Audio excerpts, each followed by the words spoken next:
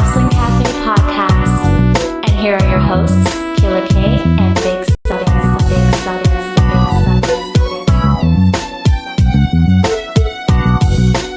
Big Southern in the building,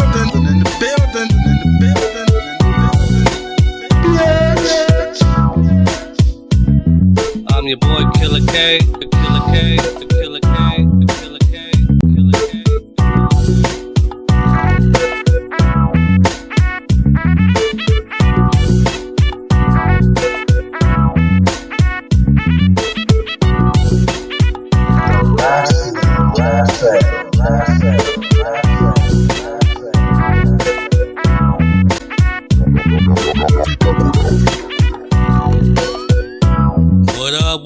What up? The homeboy Killer K, the Wrestling Cafe, back up in your eardrums for podcast number 14. And I got the homeboy with me, Big Southern. What up, dog? What up, man? Just chilling. All is well in Georgia? Yes, sir. All right, man. You getting excited over Survivor Series coming up? Yes, sir. I'm excited now. I wasn't before, but I am now. Yeah, a lot of people have said, and we'll get into this, man, in a little bit, but a lot of people have said, you know, due to the changes and stuff, man, the previous card with Survivor Series was straight bammer, bro. And yeah, now it's like damn near off the chain, really. I mean, it's one of those cards, man, like, it's really hard to pick a winner sometimes if you look at the card up and down, you know what I'm saying? Yeah. But before we get into that, you know, let's do the obligatory social media bullshit. If y'all want to hit us up on Twitter at Big Southern, and you can follow the show on Twitter at TheRasslinCafe, and also you can join the conversation on Facebook at facebook.com/TheRasslinCafe. And speaking of which, we got a lot of stuff to talk about. A few things that we want to talk about. The how do you say that word? Appetizers. Appetizers. Shit, I got a tongue twister, man.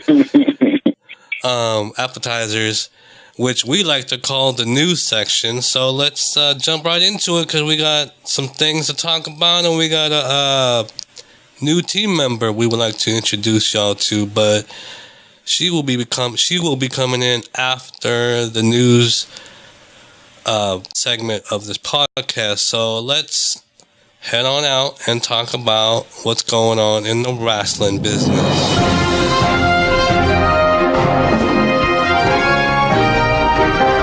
And here for all your wrestling news, Big Southern and Killer K.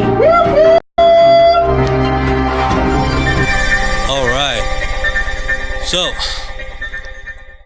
there's probably a lot of shit to fucking talk about, bro, when it comes to the wrestling world, man. You know, we could spend a whole podcast, I presume, about, you know, what's been going on. You know what I'm saying? But let's just try to break it down. So, in your opinion, what do you got, man? What are you seeing going on in the wrestling world that you would like to bring to the table, bro? Well, for one thing, as we all know, I guess, the WWE has gotten rid of James Ellsworth. No chin music. No more no chin music, man. For real. I'm to me, it's no loss. It's no loss for them, because his time was up anyway. I think he was on borrowed time. So it was just pretty much time. The only thing, like we discussed already, the only thing that I kind of was shocked about is the way that they got rid of him. I thought that, you know, it would be something else, how, you know, they might write him off, at least have Carmella to basically be the one to tell him that I don't need you anymore and this, that, and the other. Your services are no longer needed or whatever. And that, to me, that would have been a lot better than just surprising us and saying, you know, we have gotten rid of James Ellsworth, you know, so. Yeah, the way they wrote him off TV, man, well, it wasn't on TV, but first, you know, when his last match was against Becky Lynch, and then he got punked by Carmella, and then he was told he's getting sent to the dog pound or whatever. And then when they're on their little tour outside of our neck of the woods, you know, he was being pretty much beat up by all the women. Being stunned by them, being this and that, and that's the way they wrote him out. I mean, on TV, they wrote him out by that dog shit, you know what I'm saying? But, you know, there were some tweets sent out about this, you know, but what I found funny, though, about the tweets, man, because they were saying a lot of wrestlers were, you know, tweeting out about this news, you know, Ellsworth, blah, blah, blah, blah. And I know, I'm like, man, it's all the fucking jobbers, bro, that fucking voiced their opinion, you know what I'm saying, about, yeah, it was nice to see you, blah, blah, blah. I mean, you're going to make it no matter where you go. I mean, probably the only one that wasn't a jobber that tweeted was Mick Foley. He really fucking praised Ellsworth. But, you know, his time has come. You know, he signed with the E a year ago. Mm-hmm. And, you know, like you and I were talking about off record here, that, you know, the E, they have their strongman guys, you know, like back in the 90s, early 90s, late 80s, they had Dino Bravo as a strongman, and then next came Mark Henry. The funny guys, you know, you had your Bushwhackers, and then you have your Santino, and then now you got your fucking Ellsworth, so who's next? You know what I mean? Yeah. But what's going to be interesting is, I thought all this time, you know, from when Ellsworth hooked up with Carmella, that he was going to be the reason why Carmella won or cashed in, you know what I'm saying? That he was going to play a role, like distract someone, and then she comes in and cashes in. So it's going to be pretty interesting to see how she cashes in. It just sounds like it might just be a straight up cash in, you know what I mean? Yeah, and I think that they are probably trying to just make her look a little stronger by doing it on her own, because Carmella has gotten way better on the microphone than she used to be. And that's the same thing, you know, I'm just going to throw Alexa Bliss in there, because Alexa Bliss wasn't that good on the microphone, and Charlotte, until they let them, you know, just be themselves and do what they do. And then when, you know, they started doing that, then they started to open up and start speaking for themselves and doing a really good job at it. So I'm proud of Carmella. And I really don't think that Carmella needs James Ellsworth. But, you know, it would have made a lot more sense, like you said, for them to have him to be the reason for her, you know, winning the championship at least for the first time. And then, you know, then she could have told him, you know, I don't need you anymore, something like that. But unfortunately, that's not what they did. Honestly, man, I didn't get the whole Ellsworth-Carmella connection to begin with. I didn't either. And it's one of those things, man. I got used to it after a while, but I wasn't a huge proponent of the two. So, and speaking of Carmella, you know, they were showing clips of her and her real man on Total Divas. Apparently, Cass should be back sometime in May or sometime after WrestleMania, maybe May, maybe June. Mm-hmm. And same time for Jeff Hardy. We haven't mentioned anything about him. He's out with multiple surgeries. Yeah. And he's going to miss WrestleMania too. Yeah, miss out some fat ass paydays, man. But Nature of the beast, though. What can you say? Yep. And the last time we were on here was obviously before what happened with the championship over on SmackDown. AJ Styles won the championship in England from Jinder. Yeah. Oh, wait. Let me rewind real quick. Back to Ellsworth. I saw a tweet on Twitter the other day. Somebody said, "How dare you, WWE, release the first ever women's Money in the Bank winner?" It's funny. You know, because she was the one that climbed up and grabbed the briefcase and shit. But anyways, yeah, so back to AJ. That's because it was supposed to be AJ against Rusev, right? For the thing.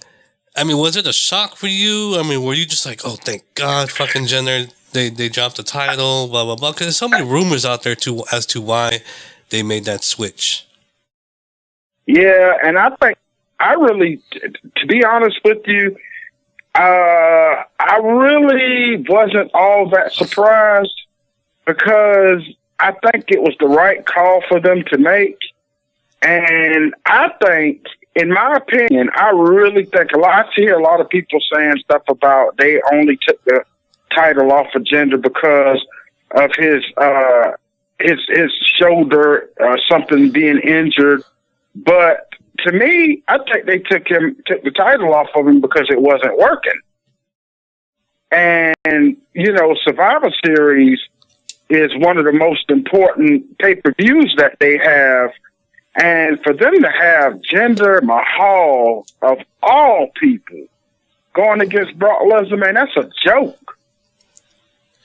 And I'm wondering if Brock and Paul Heyman might have complained about that. I wouldn't blame him. And I wouldn't either. Because I'm going to tell you one thing. AJ, when Brock does go one-on-one with AJ, oh boy, Brock is going to have to work. He's going to have to work. You know, all this year, it seems like, aside the SummerSlam main event, most of Brock's matches have been under 10 minutes, man. I hope that AJ won't, be subjected to that. You know what I'm saying? Because they could have a kick-ass match, man. If they give him like 15 to 20 minutes, dude, that'd be fucking match of the year, bro. Yeah. Possibly. In my humble opinion. And I started, and on a side note here, on TheRasslinCafe.com, I started a new blog series called Seconds Please. So basically, behind that theory is I'm only going to be talking about matches that I wish I could see more of. I mean, it's a lot of fucking research, you know what I'm saying? But that's going to be the next match I'm going to be writing about because this is the first time that Brock and AJ Styles has ever stepped foot in a ring against one another. So be on the lookout for that, and I'll try to get that out there before my thoughts on the match and shit. I'll try to get that out there before they have another match, so because it won't fit the fucking category. But anyways, yeah, I mean with AJ Styles, I thought it was, hey, here's a reward, thanks for being a trooper and doing all this shit for us for TLC, blah blah blah blah. Which that could be it, or not. But bottom line is, man, fuck Jinder, bro. I mean, yeah, the title. AJ Styles, man, he was battling with Kevin Owens for a while. Then I think he was battling with what's that fucker's name? The U.S. champion now. What's his name? The lone wolf guy. Dan Corbin. Corbin, yeah, and then he had a feud with Shane. So, I think he's where he's supposed to be. Yeah. Plus,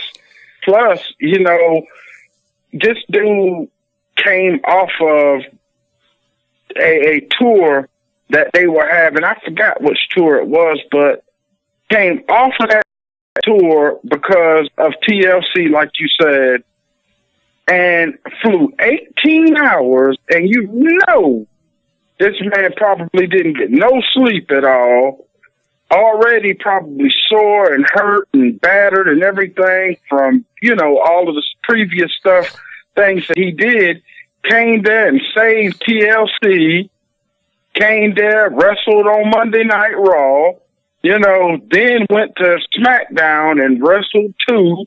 This dude is a workhorse. Yes, he deserves it. Yes. There's rumors out there that people want him to hold it out until Mania and then have that dream match on a Mania stage, at least, Shinsuke versus AJ. But we got to rebuild Shinsuke first. Because the way he was booked. I'm not saying he's a shitty competitor, but... Oh, I know. You know what I'm saying? I know. But that'd be cool, man, because what was that pay-per-view? Money in the Bank, I think it was?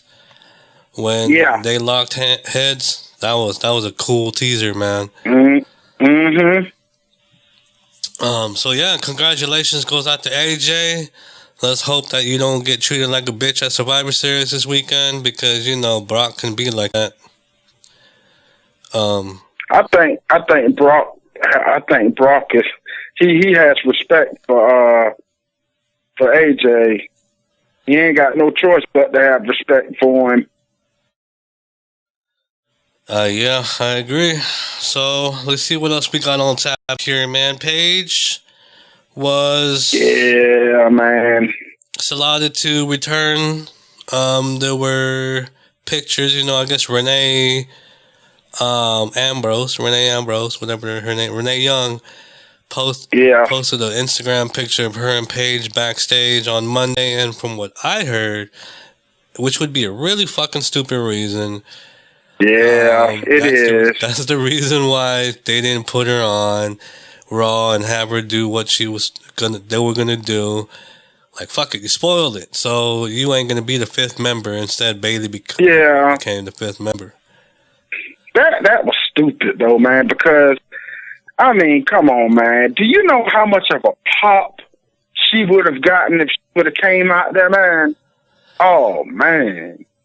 I totally agree. But the thing is, like, they should have done something to bring her in the sense of you could still have Bayley and Paige on there. You just gotta write Alicia Fox. I know she's the captain, but they could have used that fucking SmackDown raid, to their advantage. Like, oh shit, during the SmackDown raid, Alicia Fox got her ass. Alicia got hurt, and so here's the new captain. Bam, here comes whatever. You know what I'm saying? I definitely agree. Yep.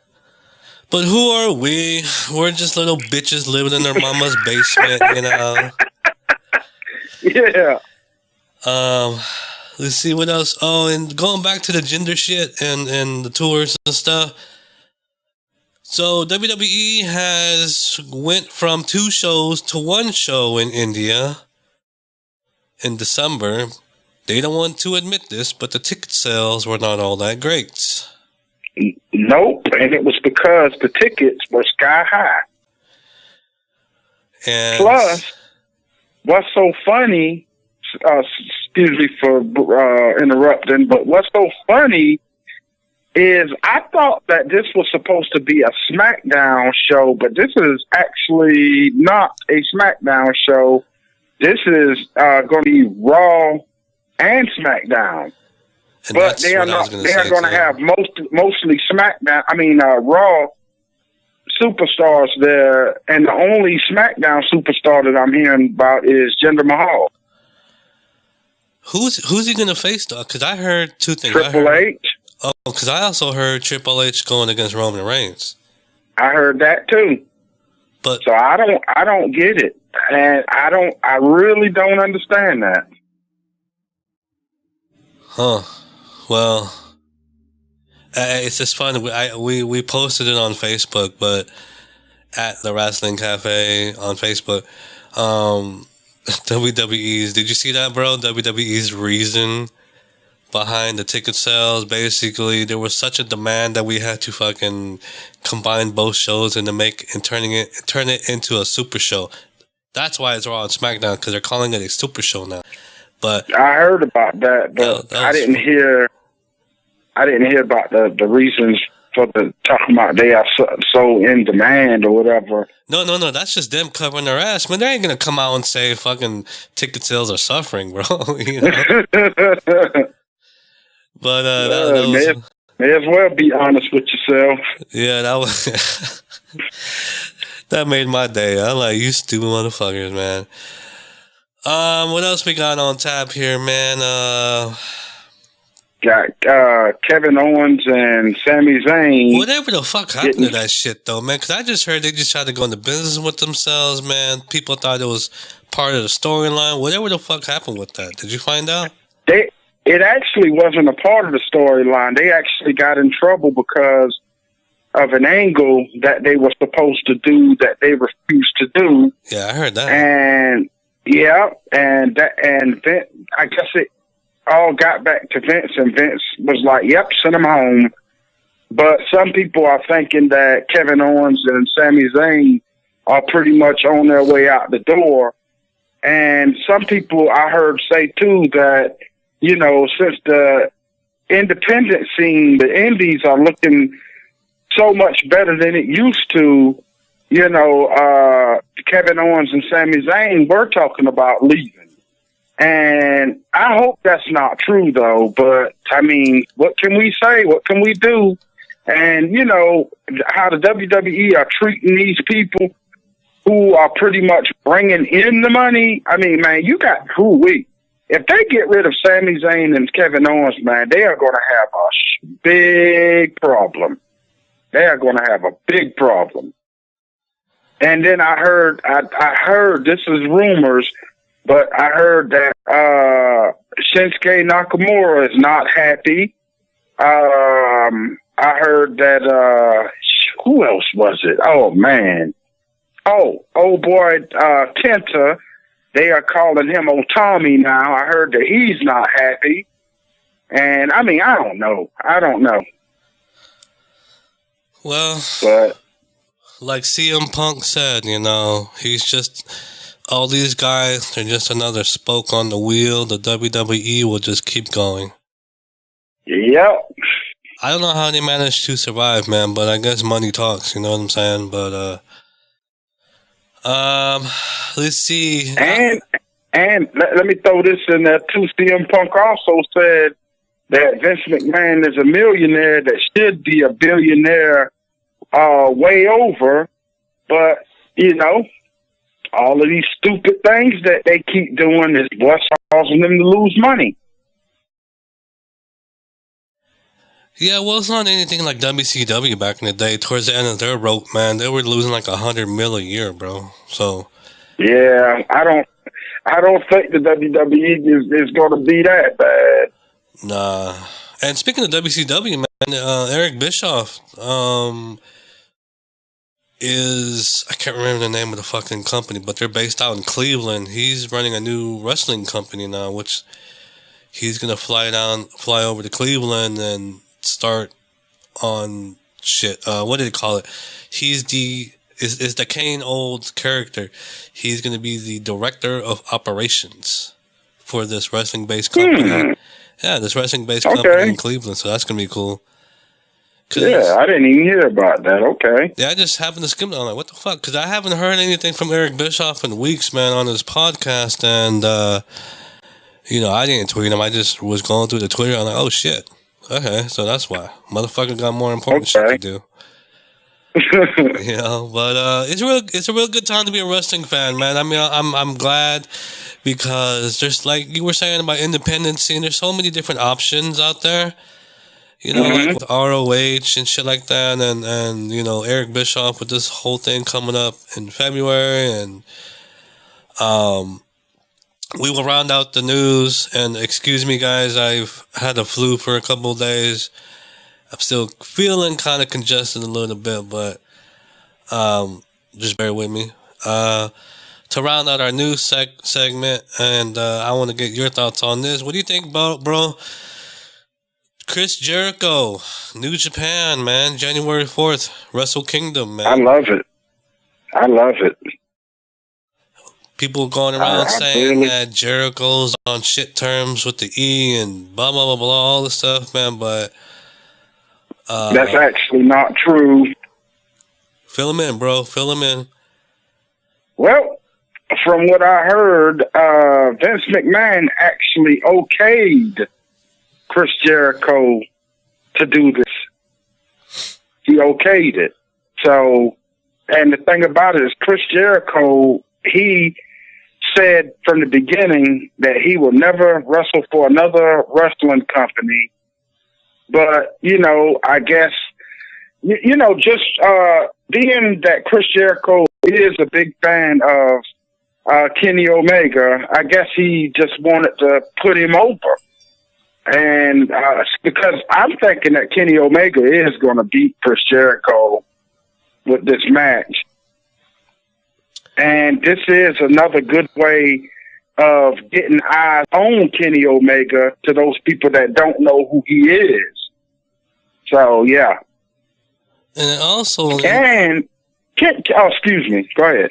I was just going to add on to that and say, you know, there's always some sort of catch. You know what I'm saying? Because it ties, in my opinion, it all ties into that Chris Jericho cruise. I mean, it all comes together. You know what I mean? He has to put some publicity. I mean, even though we're talking 7 months apart between the two events, but there's a connection there somehow. I don't know if Kenny Omega is going to have anything to do with that cruise, but you're talking about basically just letting people know that you know that the cruise is going to have. I thought, what is the name of the cruise? It's like the Rockin' Wrestling something.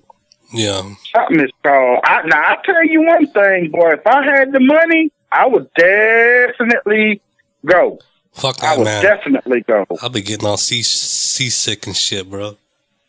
Nah, man, I done been on so many cruises. I'm telling you, I love it. Man, I start freaking out when I take a bath, bro. Fuck that shit. Oh, Lord have mercy. I know,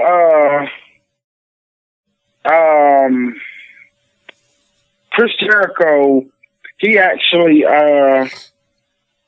dang, what was I going to say? Chris Jericho actually was pissed off with Vince McMahon and Triple H, though. And I think him and Triple H still got a little heat. And it's all over Chris Jericho wanting to use the NXT talent, but Vince and Triple H told him no. Yeah, right. So he went to Ring of Honor to use their guys, and I'm sure he's probably going to end up getting some of the New Japan guys too, because you know Ring of Honor and New Japan are tied in together. So you'll see. That's going to be a popping cruise, though, man, because the people that's already signed on, like Jim Ross and Jerry Lawler, are going to be on that cruise. But I don't. Even if I had the money, I wouldn't go, man. I'm fucking too scared to be on that shit, bro. Fuck it. Yeah, but you would be okay, man. I'd go with you and hold your hand, man. Yeah, man, like pass the brew, man. I'm getting seasick. Well, I tell you one thing, brew is the last thing you need to be drinking if you seasick. On that note, that's it for the news. The appetizers. Now I can say that motherfucking word, right? And like I said, for more news, you know, because we like to throw random shit out there on Facebook, man, just to get, you know, people's thoughts and stuff. You know, follow us on Twitter at The Wrestling Cafe. Visit us on Facebook.com/The Wrestling Cafe at Big Southern, and the website www.TheRasslinCafe.com. And don't forget, you can subscribe to us using iTunes, Google Play, Stitcher, TuneIn Radio, and I just discovered the other day that if you go to podcastland.com, you can find us there too. And the more votes you give us, they'll actually make us appear on the main page. So, all right. So that's enough prostituting from us.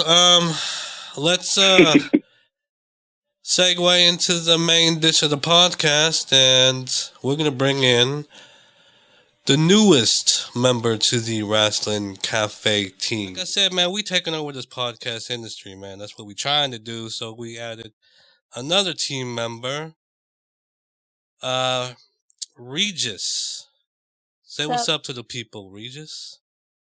What's up, people? Yeah, she don't really sound that monotone, guys. I know she has a little bit more emotion than that, man. So, but Hey. Yeah. Tell everybody. I mean, you ain't gotta tell everybody, personal shit like, your bra size or anything like that, but, Only my boyfriend knows that, but yeah. Right, and where you live and all that stuff, man, but, yeah, she's Canada, gonna be yeah. the latest addition, and, to the team, so let's let everybody know a little bit about yourself. When did you get into wrestling, and who attracted you to this sports? My dad, and I got into it when I was about, I say 7, cause like I was really, really young, and I was attending the school for the blind in North Carolina. So, I had a lot of anger issues back in the day. I still do. And, so I chose wrestling to keep me grounded, and I knew there was some students that liked it, and they talked about it on the bus, and I just decided to get into it a little bit more. But I knew my dad liked it, so like, I thought, that would be a great thing for us to bond over, because we were already so close, but, it gives us something to talk about, and it's brought us closer. So that's interesting. You mentioned a blind school, so how much vision do you have? Over the years, it was kind of good, but, I had the enucleation surgery, which I don't know if blind people listen to this podcast, but, I had, gotten a prosthetic eye, so it's down to like 3 to 5 feet, maybe, as far as I can see out of my left eye. That's about it. Okay. Sorry, my dog's moving, and I understand all that about the bonding stuff, because off the record here, we were talking about my daughter, who's a high schooler, and for the first 11 years, man, of her life, she and I will be on the couch watching Raw every week. And it was funny. I don't know if both of you guys remember when Raw had that opening with New Day. New Day. Yeah. No, not New Day. What the hell was their name? They're from Canada. I know the song's called Someday. I forgot the name of the group. Nickelback. I can't remember off the top of my head. Nickelback. You guys remember that theme song? Yeah. Nickelback. Yeah, Nickelback. Yeah. I love Nickelback. Yeah. I have other albums. They used to have Someday. I think not Someday. They used to have Nickelback. No, it was Burn It to the Ground. I know. Yeah, Yeah, I know what song. Yeah. But anyway, my point was, see, this is what happens with old age, man. You can't remember fucking anything. But it's funny though, because my daughter, when back in the day, you talking 1 year old, even before that, whatever, she would, every time she would hear the intro to Raw, dude, she would fucking just like mad crawl to the TV, man, or mad crawl and get on my lap, and it doesn't matter, man. She loved it. Yeah, exactly. I mean, you could, her mom at the time would try to scare her, just to see how, because she's like, man, she's so mesmerized into this stuff, Yeah. Her eyes are on the TV, it has not moved. I mean, I could pop a balloon, whatever, a firecracker go out. She's like, no, it's still straight on TV, man. But yeah, just let her watch the TV. yeah, man. But now, she's a teenager now. She's like, wrestling? What the fuck, Dad? Good luck. Teen years are the hardest, and I put my mom through a bunch of hell with that. Yeah, that's what I heard. Girls are a lot harder than guys, but ain't no... But when they're babies, yes, yeah.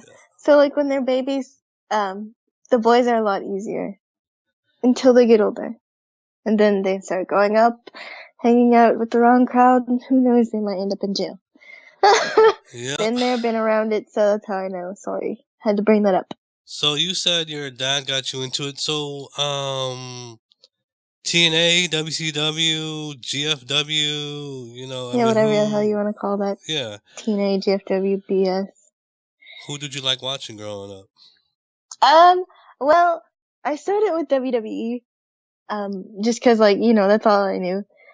And as I got older, I started exploring different promotions. And, you know, my family, my dad, he explored TNA. I also started watching TNA when it was TNA, when I was about, 7 as well.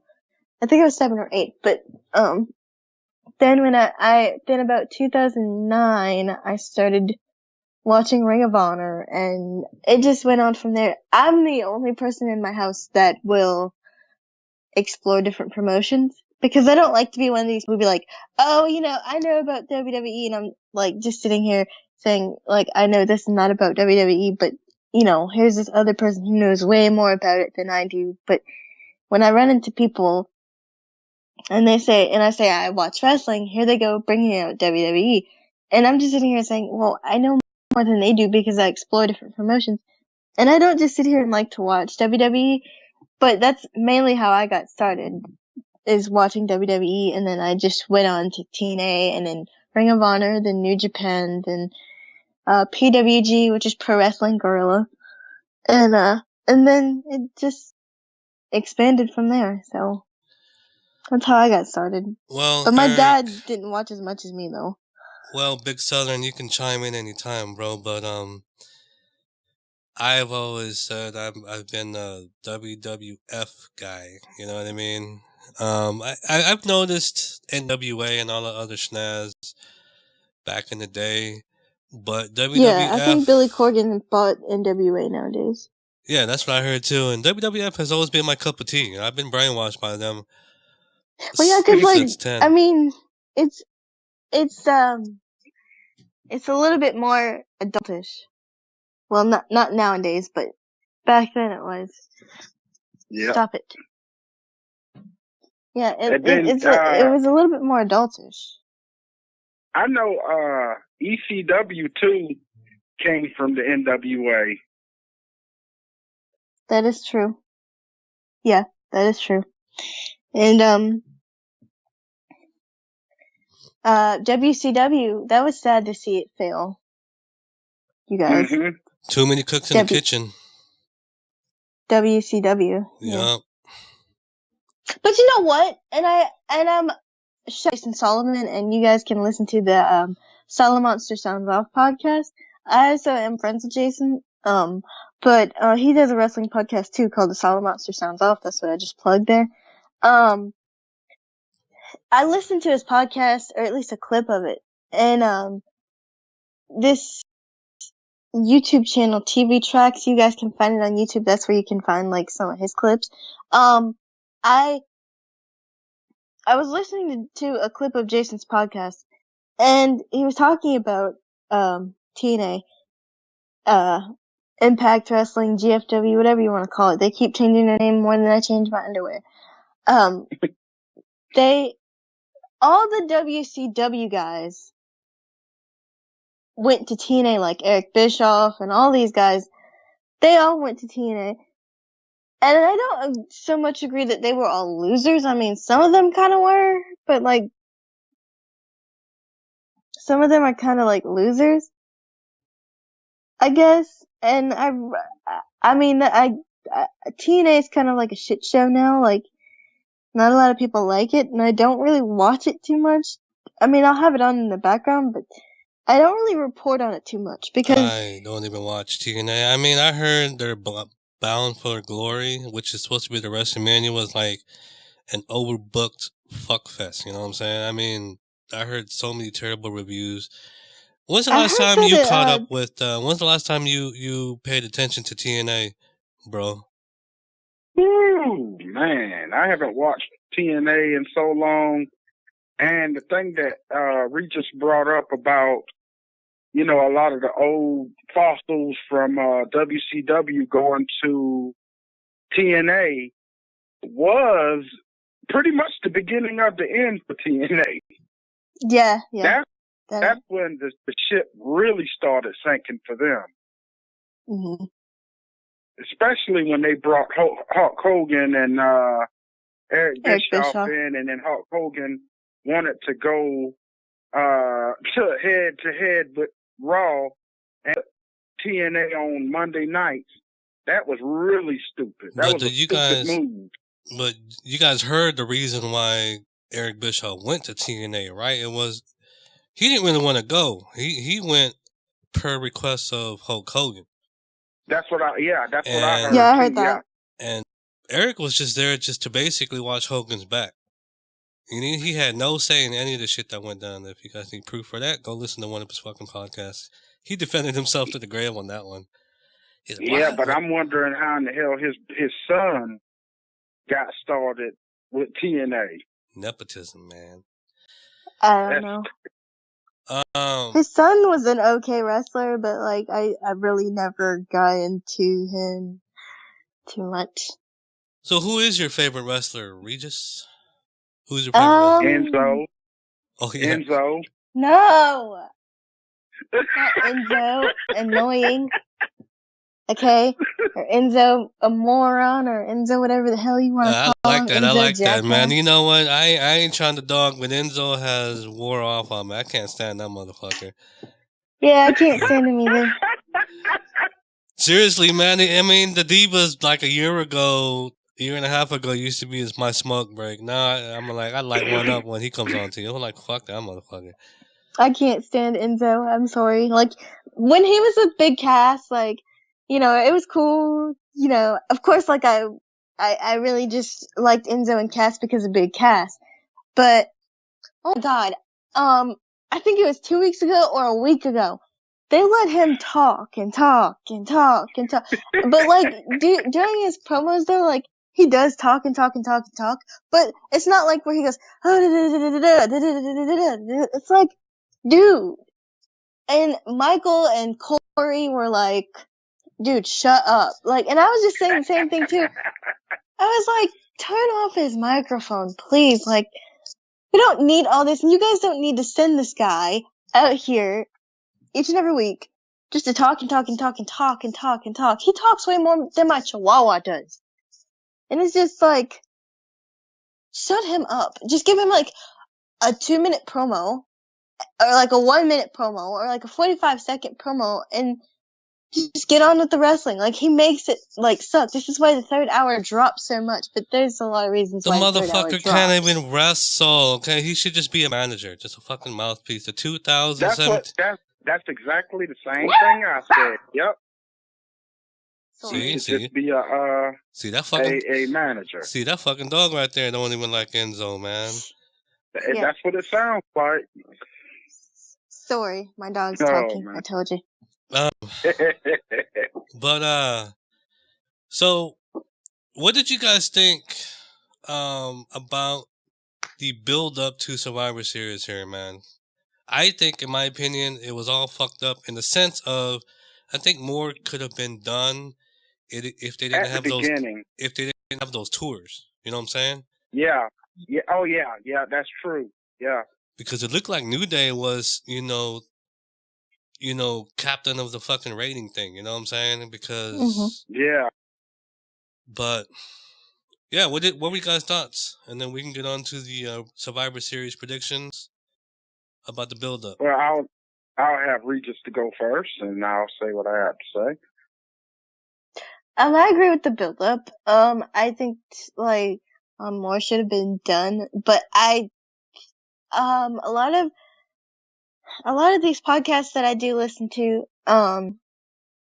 did say a lot of things that like they really made sense into the Raw part. It was kind of best for them to wait for their invasion on SmackDown. A lot of people saying that, well, Raw should do something right after like SmackDown invaded. I say no. Like, let SmackDown get under their skin to the point where they're ready to invade. Because, first of all, SmackDown invaded right after, what was it, No Mercy? Or was it TLC? It was TLC, I'm sorry. And, no, they weren't at 100%. And, you know, it was good that they waited for Raw to invade, but I still think it was kind of a little too late, in my opinion, to let them invade SmackDown, because that was the go home show. And it was kind of a little bit overhyped, as my father said, when we were watching this past Tuesday. So, but also I want to bring up this point. Where is your security? Like, you guys are supposed to be, okay, first of all, from the Raw standpoint, where is your security? Okay, like, where is your security? Because, New Day got into the building. How did New Day get into the building? You said you had the building locked, nobody could get in, blah, blah. Where's your security? Daniel Bryan got in. I don't know if Daniel Bryan was allowed to go over there. I don't know if Kurt allowed him to come in there. I don't remember that part, but where's your security from the beginning? Anyway. And also I'd like to bring up this point. How am I gonna put this? This should have been built up before, TLC. That way you have a longer build up to Survivor Series. That's just my opinion. And SmackDown, where is your commissioner and where is Daniel Bryan? Because this past Tuesday, I saw Shane, but I didn't see Bryan Danielson. He was at the opening of the show. Well, yeah, but Raw invaded, so where is the general manager? See, that plays into the storyline, though, because there's rumors that he might be going heel, right, Southern? Because, Daniel Bryan. Yeah, so I think they're trying to play that up, like he might be going heel, and especially after this past Tuesday, when he was like, "Yeah, we need to talk after the show." Like. Yeah. Mm-hmm. Yeah, cause Dad was like, "Where's Daniel Bryan?" I call him Bryan Danielson because that's his real name, but where's Daniel Bryan? And I'm just sitting here looking around, like, okay, I see Shane, I see Shane, but I don't see Bryan Danielson. Where is he at? Even though he's not on the Survivor Series team, and me and my dad got in a bit of a debate on his whole wrestling thing with Bryan and everything. But, I mean, where's your security on that one? You guys are supposed to keep these guys out, but, this is the go home show, so anything can happen. That's just my opinion. I mean, people have different opinions, and that's just my opinion. And I think it was a, good thing that they let Triple H on this team. Because if Jason Jordan were to come through this team, we would have lost. I'm sorry. Because this whole Kurt Angle is my dad, and we all know the actual bullshit about Kurt Angle, like, not being the actual father. And my dad says he looks like him, but I'm looking at him and I'm sitting here like, they don't look alike. They don't sound alike. They're not alike. They're not really related. Are you kidding me? What are you doing? Like, what TV show are you watching and who are you looking at? Because they don't look alike. They're not alike. They don't have the same physique. They're not the same size. They don't come from the same background. I don't know what he's looking at, but I know what I'm looking at. And this is clearly not his dad. His dad was actually there at, I think, a pay-per-view or wherever, a house show or something like that. His real dad. And can we just drop this storyline with the Kurt Angle is clearly not my dad and we all know about it, so this is an epic fail storyline? Like, it's getting old, okay? This is why they're not paying respect to Jason Jordan. Alright? Because we all know that this storyline was an epic fail. We all know that Jordan isn't getting over with the fans, so they're forcefully feeding us Jason Jordan. Let it all go. He's not ready to be on the Survivor Series team. I feel bad that Triple H is, on there. I feel bad for Jason Jordan, though. I mean, because when he got his ass beat by Bray Wyatt, did you guys hear that? The crowd? Yeah. Thank you, Wyatt. Thank you, Wyatt. I think they were saying that was funny. Well, yeah, it was funny, but you gotta think about this, too. I guess, like, the crowd thinks, like, this is favoritism, I guess. Because, Kurt Angle in storyline is his father. But not a lot of people like Jason Jordan because of that. Not a lot of people like Jason Jordan because of his wrestling skills, his ring gear, anything. Like, I mean, like I said, I listen to a lot of wrestling podcasts out there. So, people got a lot to say. But my thing is, it's a good thing Triple H is on this team. We have a better advantage of winning. The bottom line is the Jason Jordan, Kurt Angle thing. It's like you said, it's an epic failure. Southern, what do you think? What did you think about the build up? Okay, so let me say something a little bit about what Regis was talking about first. As far as the storyline with Jason Jordan and Kurt Angle, first of all, yes, it is a really stupid storyline. And if they were going to do something like this, I got to say they did the right person because, yes, Jason Jordan does look like Kurt Angle, but we all what you know. Looking at? We all know. I'm telling you, he really does. He looks like Kurt Angle, but he just is. You know, we all know that is not Kurt Angle's son, and she's absolutely right. You know, in the fact that that's the reason why people are shitting all over Jason Jordan now because of this stupid storyline. And I also agree with her on the thing with Triple H being on the Raw team. I think that was a better choice than Jason Jordan. What they should have did is left Jason Jordan on SmackDown with American Alpha because they were doing really good. And it seems like every time something is going good, Vince screw it up. I don't get it. And, okay, so the build-up to Survivor Series to me was kind of stupid because at first, we were going with this garbage that Jinder Mahal, of all people, was going to be facing Brock Lesnar, which was really dumb. And like I told you earlier, I'm wondering if Brock Lesnar had something and Paul Heyman had something to do with them taking the belt off of Jinder Mahal because it would have been a joke of a match. I mean, come on, man. Jinder Mahal beat or have any kind of advantage on Brock Lesnar, that would have been a straight joke. And, I really think that they picked the right person to take the title off of Jinder Mahal with, they put the title on AJ Styles. And AJ Styles is going to make Brock Lesnar big ass work. I'm trying to tell you. Brock Lesnar is going to have to work. The whole thing, it was like a whole mix up because, we already discussed this too. AJ was supposed to verse,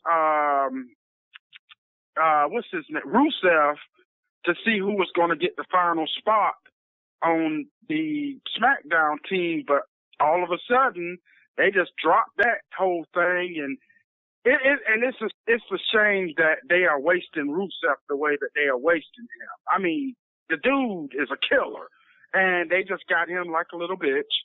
So I mean, I don't get that, but as far as the women versus the women, I think they did a good job with that. That was the best thing that I think that they did with this. Taking the belt off of Natalya was the best thing that they did because I would rather see Natalya not go against Alexa Bliss. I would rather see Charlotte. Let me see. What else? What else was it?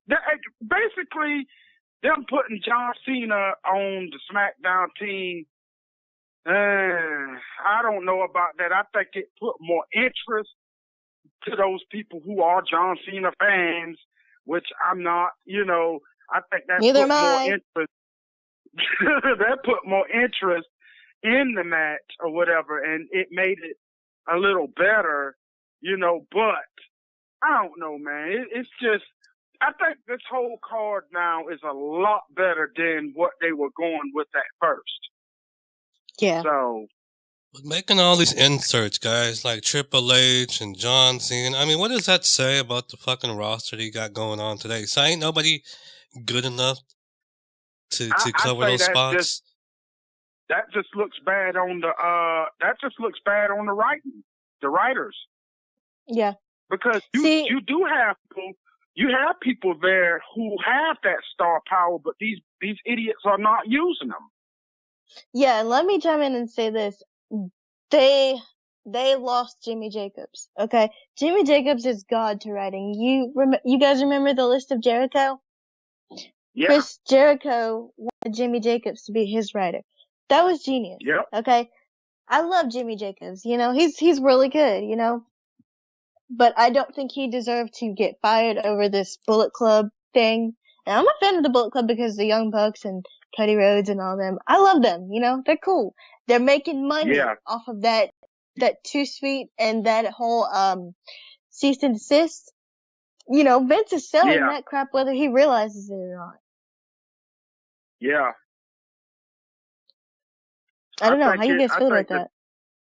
The WWE just, you know, they look for any and everything to try to sue people over or to, you know, it's ridiculous. It really is. I mean, man, the WWE, really, man. And then let me say this, that little hypocritical shit that they pulled where they tried to, you know, they sent that cease and desist letter to the Young Bucks because of them coming to the Raw show and doing that little invasion angle when they did the same shit to WCW.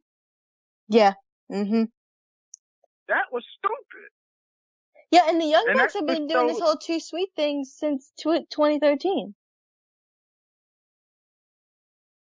That was just really crazy, man. I couldn't believe them for doing that. I was like, really, WWE? Come on now. So, like, you could have gotten them back in 2013, but now you choose to do it, like, and let me get this out here for a second, cause like, okay, this is my Facebook, his name is Mason, and he is a diehard Triple H kiss asser, okay? Wow. I love, like, this dude sucks Triple H's dick. Like, no joke. He loves Triple H. And I'm just sitting here like, okay, I agree. Like, Triple H is making very good decisions for the company, bringing in new talent, bringing in talent that people want to see, like Adam Cole, baby. But, but like, you know, I'm not a Triple H ass kisser. Alright? I'm not a Triple H ass kisser. I like the guy. He's awesome. He has a better vision for the WWE. But I'm not a Triple H ass kisser. I'm not. I can't be because, you know, people don't make the right decisions sometimes. And he thinks that Triple H is God. Like, no, dude. He's not. I'm sorry. But, you know, I'm calling your ass out on this podcast, whether you probably will hear it or not, because, like, I will share the link on my page, but I'm officially calling your ass out. Triple H isn't a god. If you kayfabe it, if you keep it in kayfabe terms, JBL is your wrestling god. Him either. Anyway, both of them are not gods. I'm not a Triple H or a JBL ass kisser, unlike some people, or a Triple H dick sucker, like some people. And I wrote a post on Facebook about the Stephanie McMahon thing. Okay, he's like, don't talk about the Queen like that. I don't know if anybody saw that in the comment section. So, you know, I'm gonna call him out. Mason, man, if you're listening to this, man, let's bring you on the podcast so we can have our first intergender match on the Wrestling Cafe, all right? Oh, Lord have mercy. And me and Southern, we're just gonna kick back and smoke our blunts while you guys get it on. Oh my God. Well, the real person who we should be getting on the podcast is Jason Solomon, and I can, you can find him on YouTube too, but his stuff is on iTunes and stuff. I follow him on Twitter. You know what, homegirl? You better be pimping our shit, man, like you're pimping Solomon stuff, man. Dude, I can help you out. Trust me. I think it'd be a good thing to get him on the show. Got a lot of food to be spreading around the cafe, so. But then, you know, yeah, so, man, yo. I can message him and find out if he wants to be on the show. You guys can interview him about his views in wrestling and stuff, too. More the merrier, man. More the merrier. Yep. Tell him to follow us on Twitter. We'll follow him on Twitter at TheRasslinCafe, Facebook.com/TheRasslinCafe. So yeah, my opinion, the build up, behind that scene shit, I think it could have been much better if they didn't have that tour. I think the timing was all wrong. Like the Raw was over here, SmackDown was over there. This is why we Yep. couldn't do this, couldn't do that.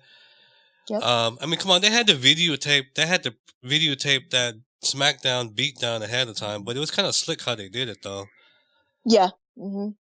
Because they went after everybody, not just the SmackDown guys went after everybody, not just the Raw roster. And then the Raw roster kind of didn't go after everybody like the camera crew and all this extra crap. They went a little bit too overboard with the invasion for SmackDown invading Raw. I'm sorry, that was a little bit overboard. What do you think about that? I think that Raw did a better beatdown than SmackDown did. Because it looked like Raw SmackDown they didn't have as many of their superstars there, than, Raw. Cause Raw looked like Raw brought the whole roster. And, yeah. The thing with Raw too, when SmackDown attacked Raw, I think both of y'all done mentioned this, it was recorded. But the one for SmackDown looked like it happened live. I think it was. I don't know. It was just to me the beatdown that Raw gave SmackDown was better than the beatdown that SmackDown gave Raw. I think it was live because they came out right after the KO and Sami Zayn versus. No, they came out during the match. During, my bad. Bad call on me. Yeah, that was live. I mean, either way, it's gonna be exciting. Let's jump into the card here. So Enzo versus Kalisto. Happy belated birthday to Kalisto and Feliz cumpleaños. Thoughts on the match? Do you guys care to talk about it? Who's gonna go over? Well, man, you already know Enzo. Enzo is going to keep that belt. It's not going anywhere. Man, I already forgot who fucking... Enzo has the title right now, right? I don't pay attention to Cruiserweight, so... Enzo annoying in the 205 Live. Speaking of Cruiserweight, let me throw this in there right quickly. I heard that Neville possibly could be coming back. Well, why would he want to come back for? He's just going to get screwed over like he did this time. I have no idea. And speaking of Cruiserweight too, I don't know if they are still going to do this, but I know that they were talking about bringing, Kenta, Tommy, as they call him, to the Cruiserweights, which I think is, it'll probably make the Cruiserweight a little better because honestly, they do need to take that belt off of Enzo because Enzo is not a wrestler. He's a talker, and that's it. So, yeah. Enzo should be on commentary. That would be good for him, too. And you know what? He should be on the SmackDown brand, and I'm going to tell you why. And this is what I had a problem with, and I've been trying to discuss this with my father. Of course, he didn't say nothing, but Corey Graves just needs to stay on Raw. He doesn't need to work both brands, Raw and SmackDown, especially for Survivor Series. That's not you're torn between two brands. You can't go on either side because it's going against either brand. Does that make sense? Exactly. See, that's another logical right there. I mean, everyone keeps questioning about, security this, who's letting this person in. Yeah. I'm waiting for someone to point the finger at Corey Graves like, hey, motherfucker, it was you that let him in, huh? It would make sense. It would make sense. Yeah, but he can't because he's on commentary, he's on the announce booth. But they did the same thing to Michael Cole because Michael Cole was working both shows too. I just don't think that should be reasonable because you have so much talent on the roster who could be doing so many things. There's something for everybody. You got over 55 people on each roster, but there's something for everybody. Maybe wrestling is not for them. They could be on commentary. Look at Corey Graves, wrestling didn't work out for him. He's one of the really good announcers. He's one of my favorites, he keeps it real.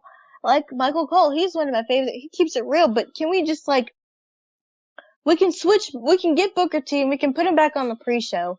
But we can put, how about, Alex Riley on the roster? You know? Wow, there's Let's a put name him for on you. commentary. You know, Yeah. wrestling didn't work out for Alex Riley. Let's put him on the commentary team on Raw. She's right. You know, get Booker She's off and put him on the pre-show. And then put Enzo on the commentary team on SmackDown. He can bring a little bit more fire to the SmackDown, you know, announce booth than having one announcer work both shows that are on both brands. That's just not making it right for Survivor Series. You know, they're gonna want to talk about, you know, Raw, you know, has the upper advantage, and then SmackDown. Corey Graves can't do that because he's working both brands, you know? He can't do that. He can't go against one brand because he's on another one.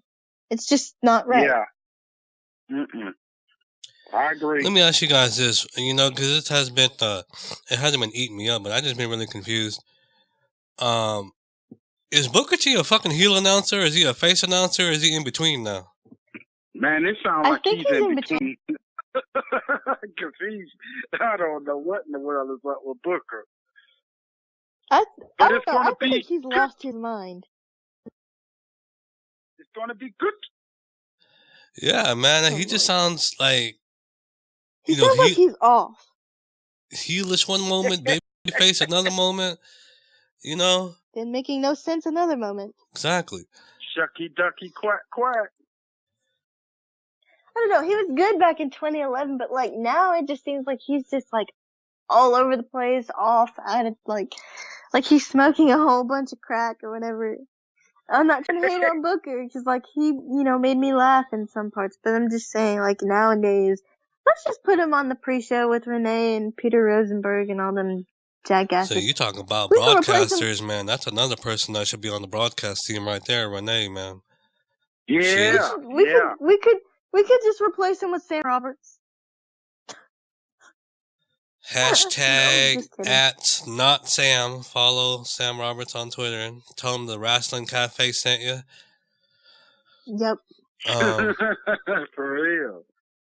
Yeah, I tagged him one time when I was posting a podcast. I hope he listened to it. But I've got to find Jason's so like that way people can follow him. But okay, so let's see what's next here. Let's talk about Baron Corbin and The Miz. You see, the thing is about I'm gonna keep going back to the build up, guys.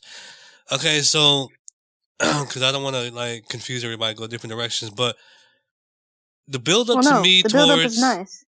Well, to me, for Corbin versus The Miz, when it comes to the build up, just seems like a bunch of shit because they were just like trash talking on Twitter. It's like a bunch of high school little bitches. You know what I'm saying? And on Instagram, yeah. And Instagram. So there was like literally no physical interaction between the two. Were they? No. What do you guys think about that match? They just cut different promos on like Instagram and Twitter, and then they cut one on SmackDown and Raw. That was about it. Southern?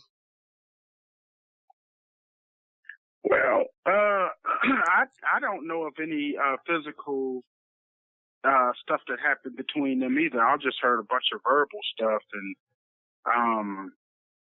to me, if we're going to talk about who's going to win this match between them two, I think it would be better for Baron to win, Corbin to win, because it would kind of build him up a little bit more. Although The Miz to me ain't shit, I don't care for The Miz all that much. Never did. Now, I do think that The Miz is a really good talker, and I do think that The Miz have improved a whole lot. But I do think that if they are planning on pushing Baron Corbin to the moon like they were planning on doing from the beginning, he's going to have to beat The Miz. So I'm going with Baron Corbin. Let me tell you why I think The Miz is going to win, because if you subscribe to my theory of how you look on TV, between the two, who had the bad week on this week, who had a good week? Corbin won his match, The Miz lost his. So I'm calling The Miz to win this one. I don't know. I really don't know. I can see why you don't like The Miz, because, like, everybody else is jumping on that bandwagon, but I like The Miz. I mean, I haven't liked him for a while until, like, he started speaking the truth about a lot of things, especially with that whole John Cena and Nikki Bella thing, okay? And let's just point out the fact that his wife is hot, and she's Canadian, and look at Nikki Bella. Okay? Just saying. And so, back to The Miz, though.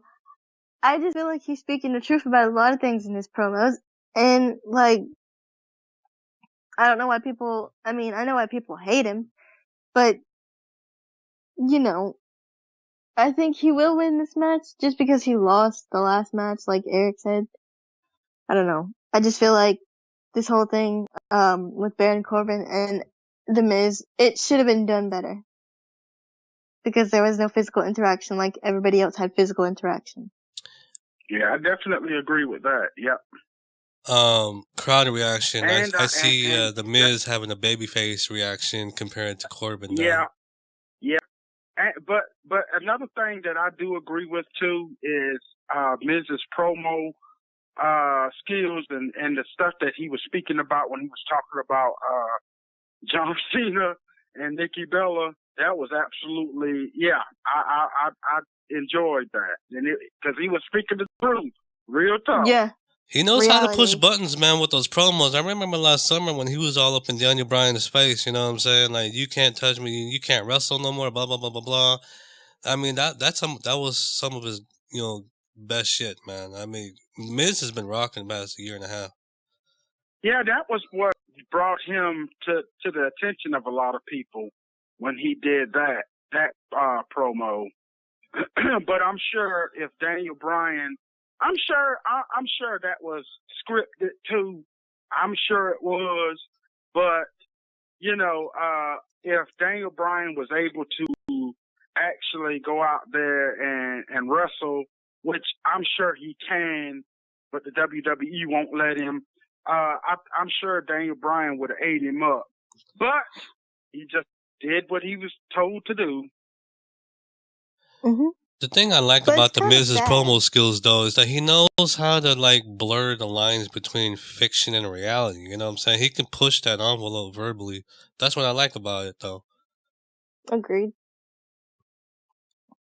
All He'll make you like something, but then he will push it to where you're like, okay, well, this sucks, and, you know, he's a really good talker.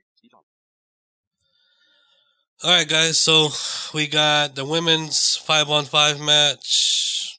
Tamina, Naomi, mystery partner, Becky Lynch. I hate that. Am I missing somebody on SmackDown there? Tamina. You said, let me see, you said Becky, you said Tamina, Naomi, Carmella. Oh, Carmella, and then there's Carmella. There's that mystery one. A lot of people think it might be Natalya. I think it might be, I don't know, Paige. Even though she's rumored to go to rumor. You know, I thought about that too. I knew you were going to say that. Because originally, you know, reports, dirt sheets were saying originally she was going to go back to SmackDown. And then the reports changed saying that she was going to go to Raw. Yep. You know. Yeah, because Paige originally was supposed to be the 5th member on the Raw's team, but you already know how WWE is so stupid and they do stupid things. But I think Paige, though, let me finish this out, though, real quick, bro. I think Paige will fit better on SmackDown because it's too fucking crowded with the attention on Asuka and Jax. You know what I'm saying? Yep. Yeah. Yep. Yeah. But really at the same time, I'm going to say that, okay, so the women for Raw is going to be Asuka, Alicia Dumbass Fox, you got, what's her name? Sasha. Sasha Bailey.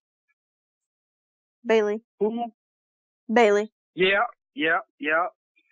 And I'm missing somebody. Anyway, okay. So it's Nia. Yeah, that's right. I don't know how in the hell I forgot about Nia. Okay, so I'm going with the Raw women winning this one. Yep. Let's do some I'm going fantasy with the Raw booking here real women. quick. I mean, after I get Regis' prediction, let's do some fantasy prediction. Who do you guys gonna think is gonna be going out first, and who do you think is gonna be the sole survivor on that team? Oh, Lord have mercy. So, Okay. Regis, who do you think is gonna take this match? I'm just gonna come out and say Raw. Raw has the upper advantage. They got those two Because- beasts on there, man. I mean, Mm-hmm. my prediction is though I don't see Bailey or Sasha. You know, I see Bailey or Sasha being the sole survivor. I see the two monsters on Raw canceling themselves out by being disqualified because they got to protect them cause they don't want to see them being pinned, even though Nia Jax was pinned the last Survivor Series. Let me stop you. I think that they picked Bailey and Sasha because, you know, they don't have a lot of women on their roster, you know. Some of them are there, but they're not being utilized. So, like, Right. I think that, Bailey and Sasha were the only two ones left on the roster that, you know, they could pick from. I think that was a big mistake. Because Sasha and Bailey, they're eventually gonna turn on each other. I don't like Bailey. I don't like Sasha. Don't like either one of them. They're overrated. Sasha is interesting, and Bailey is childish. Certain arenas, man, people are starting to boo Bailey though because of the way she's being booked. And Sasha. And Sasha. And Sasha. Well, I can see why Sasha. Let me bring up Sasha. I can clarify on that one. Maybe I can bring some sunlight on this one.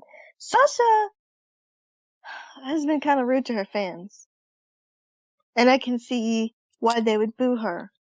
Bailey, on the other hand, Bailey's character, that's the reason why people are booing her. They want Bailey to grow some balls. So the only way that this will happen is if they turn her heel. Sasha just needs to, like, she really is rude to her fans.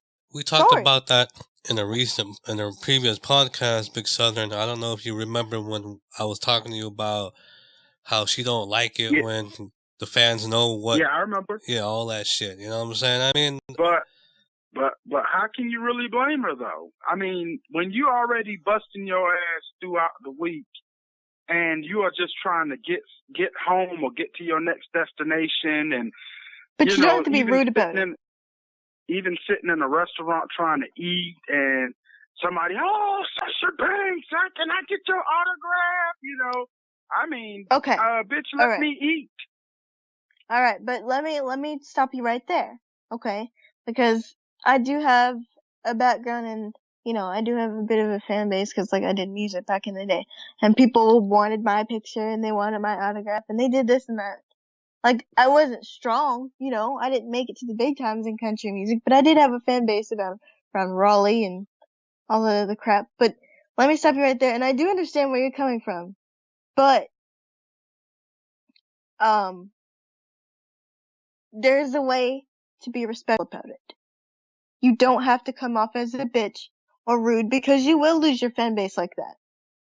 And I wasn't like that, but, you know, I did give them what they wanted. I gave them a picture. I said, please, like, maybe after I eat, you know, we can take a couple pictures and I can sign, you know, whatever you want me to sign and, you know, blah, blah. That'll be it. But, I wasn't rude about it.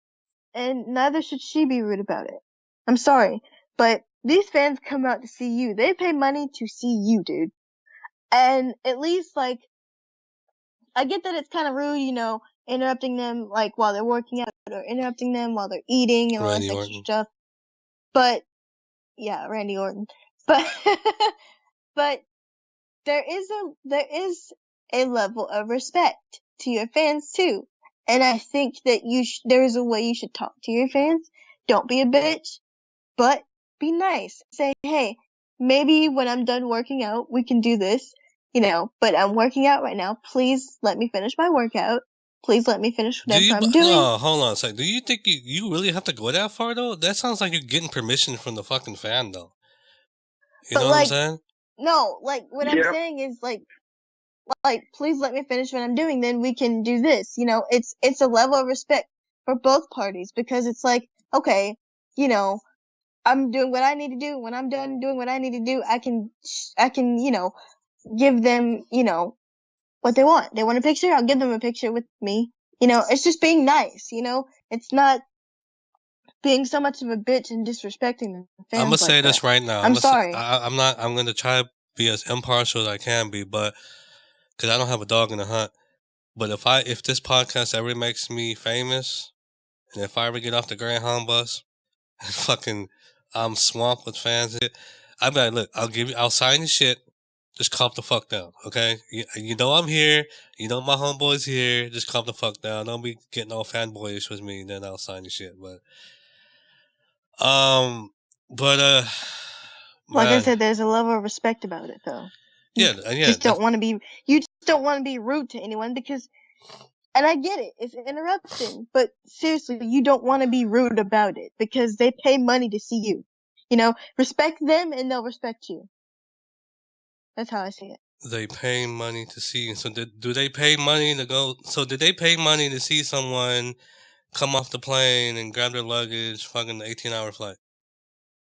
I don't know. Hell, I'm not over there. I didn't travel. I just went to Raleigh. Well, that's kind of traveling, but you know what I mean. They pay money. Like, what I'm saying is they pay money to see you wrestle and shit. If they see you and all that shit, then yeah, okay, you know. But, like, I get what you're saying. Calm down about it, but don't be rude about it. Level of respect. Yeah, I mean, but I guess what I'm getting at is, you know, I'm diagnosing that statement about, you know, they pay to see you. Yeah, they pay to see you, but I'm not at the fucking arena. You know what I'm saying? Yeah, you buy my merchandise, but that don't give you the right to fucking come hound me at the airport or in a restaurant. You know what I mean? But like you said, it comes back to that common courtesy. Be polite. You know what I'm saying? Recognize that I'm tired. You know, I'll recognize that you're just a fanboy and fangirl, and I'll try to break you off, as opposed to I'll break you off politely, as opposed to rolling my eyes or walking away from you. And I mean, I think there was one video Brock Lesnar in the airport, man. Can you imagine that, man? Approaching Brock Lesnar trying to get his autograph and shit, man. Yeah. If you have a death wish, good luck. Brock Lesnar is not the nicest person in the world. So there's CM Punk, but I love CM Punk. I had some people to tell me that Brock Lesnar is a pretty cool guy. You know, if you catch him on a good day, but you already know Brock Lesnar is one of those guys who is, you know, he is blunt with his stuff, and he's not a people person. So I don't think I'd fool with Brock like that unless he was there specifically to sign autographs. No, that's why he likes the schedule that he has, because, you know, he don't like to travel. He ain't made no bones about that. He don't like being around a lot of people. You know what I mean? That's why he got all these farms and shit and blah, blah, blah, blah. He just likes to be out, hunting, be alone. You know what I'm saying? But, amen to that. So, yeah, guys, if you ever see a superstar down the road, I mean, because, man, they come to my neck of the woods like twice a year, but it's like a 6-hour drive. Back in October, SmackDown was like 4 hours away from here, but I couldn't find a ride to get over there. Sorry about my dog. I'm about to let you run around, girl, because you piss me off. So, and let's see what else we got going on here. Charlotte versus Alexa Bliss. Yes, sir. I'm kind of torn on that. Well, maybe I might retract my statement here, because I want to say Charlotte's going to take it because she just won the damn title. It's going to be too soon for her to eat a pin. You know what I mean? Yeah, that's what. Yeah, I'm on board with you. I'm with Charlotte, and for the same reasons. Yep. And the fact that, you know, Alexa bitch slapped her on Tuesday, so she's going to get that payback on Sunday. So, heck yeah. So we're all in agreement there, right? Does anybody think that Ric Flair will appear there? I don't think so. I think from what I heard, I'm no expert in this, but, you know, this past Tuesday when he showed up on SmackDown, that was his third time being out of the house since his scare. He might be backstage, but I don't think he's going to make a TV appearance. I don't know. What do you think, Southern? No, He don't need to. They were trying to play this off too, like, you know, she didn't know that he was there, but, you know, she did know. Because, you know, when he showed up on the stage and she ran up to him in tears and blah, blah, blah, blah, and embraced him. Cause I don't know if you guys remember that promo. Yeah, I know he's at home watching like he always does every Tuesday, you know, blah, blah, blah, blah. You know, trying to play it off like he wasn't there, but she knew that he was. Cause there's a lot of fans out there that thought, because she played it really, really good when Rick showed up on the stage when she ran up to him. Is she babyface now though? Yeah, in my opinion, they officially turned her babyface, man. Because for 5-6 months, I kept like, what the fuck? They're trying to turn her babyface, but I think she's still heel. I don't know, man, but I think she's officially babyface. What do you think, Southern? Yeah, I think she's officially babyface. However, that Charlotte does her better work when she's heel. That's what really made her start to shine when she turned on her dad on Raw that time. Because before that made me then, cry. her promo skills sucked before then. And then after that, yeah, boy, she just flow with it. So, yeah. I can't remember which she's podcast. She's officially a face, though. She still sounded robotic, though. And everybody else can agree. I think she sounds more comfortable as a heel promo-wise, but marketing-wise, I think they can go far with her as a babyface, though. Yeah. Because, look, beautiful woman, athletic as all hell. You know what I mean? They can really market that shit like a Superwoman type character. You know what I mean? She could be like the John Cena. Yeah, like Wonder Woman or Supergirl. Yeah. I watched Wonder Woman this weekend. I don't believe in hurting my boyfriend's into that shit. I don't believe in hurting people. I'm gonna have to watch that. Finish watching that movie. It was good. So. My boyfriend's into that shit. Busy mom. Whatever. Sorry about that interruption, people. So Charlotte, yeah, she's not going to take the pin. So let's move on to the men's match. That one, I know Southern probably have a lot to say. I'm just going to Wait, which one? Because there's a lot of champions on that roster. The men's match, the men's Survivor Series, the Kurt Angle team versus Shane. Okay. Yeah. Sorry about that. I'm just going to say SmackDown's coming out with the win due to my, you know, how you look on TV type stuff. Yeah. Shane totally got bitched out on Tuesday. Triple H, I think it's going to come down to Triple H. I think it's going to come down to Shane, Triple H. Fuck, I'm getting it all twisted. Shane, John Cena, Triple H, and Kurt Angle, unfortunately. The Attitude Era guys. Yeah. Strowman is going to be, you know, somehow Kane is going to be a reason why he's out of the match. But Kurt Angle won't last too long. How are they going to write him out the match, though? See, that's the thing. I mean, like, I'm just saying, he won't last too long, remember? Because, like, he's, you know. Yeah. You get what I'm saying? Because he's a little bit older, he's a little bit slower. And his knees are really bad. But what I'm saying, how he could last is he could just do the in and out tags, and you know, like tag in, go in, you know, do one move or two, tag back out, or he could just sit on the fucking apron until the end. Yeah, that's true. Yeah, that's true. I didn't think of it that way. So somehow I think Triple H is gonna cost the match for the Raw team, and somehow. Or another theory could be, since Jason Jordan got shot down by his storyline dad, that he's going to be the reason why that team loses. And I like the way you think. And it's going to come out and be like, look, Triple H, kind of like with Seth Rollins in the Shield, Triple H had Jason Jordan's ear. You know, Jason's just a pawn in Triple H's game, but SmackDown is going to win. Plus, because I believe Raw won last year, so SmackDown's going to have to take this year. And then next Survivor Series, when they have this 5-on-5, it's going to be the other way around. I may be wrong, but I like the way you think, though. That's really good thinking. I got a lot of time on my hands, so I Think a lot about wrestling. Southern, what are your thoughts, bro? And then we can hand it off to Regis. Well, I didn't think about the Kane angle, but that's a really good thought. The Jason Jordan thing I did think about, and that possibly could happen. And, you know, the reason why I was saying something about Raw winning this one is because, you know, we know Kurt Angle's job is on the line. And, you know, I just don't see them getting rid of Kurt Angle right now. I know that this all supposed to tie into Triple H and Kurt Angle having a match down the line, which I think is a waste of,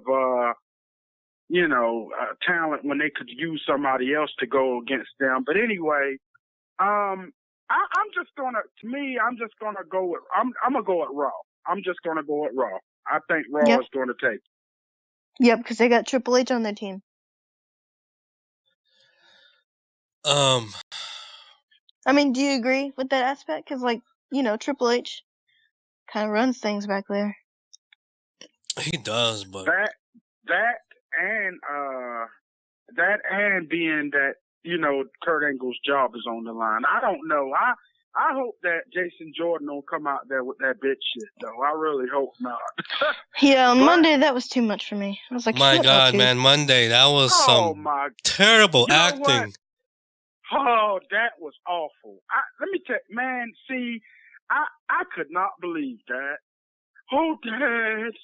Oh, I just want to fight with my dad. I'm like, really, bro? Please, if I wanted to fight with my dad, I'd be doing it right now. Oh, that was sad. It was stupid. That was terrible. Mm-hmm. I'm like, man, bro, you need to go get some lessons from Alicia Fox, bro. No, that's just cuckoo. But,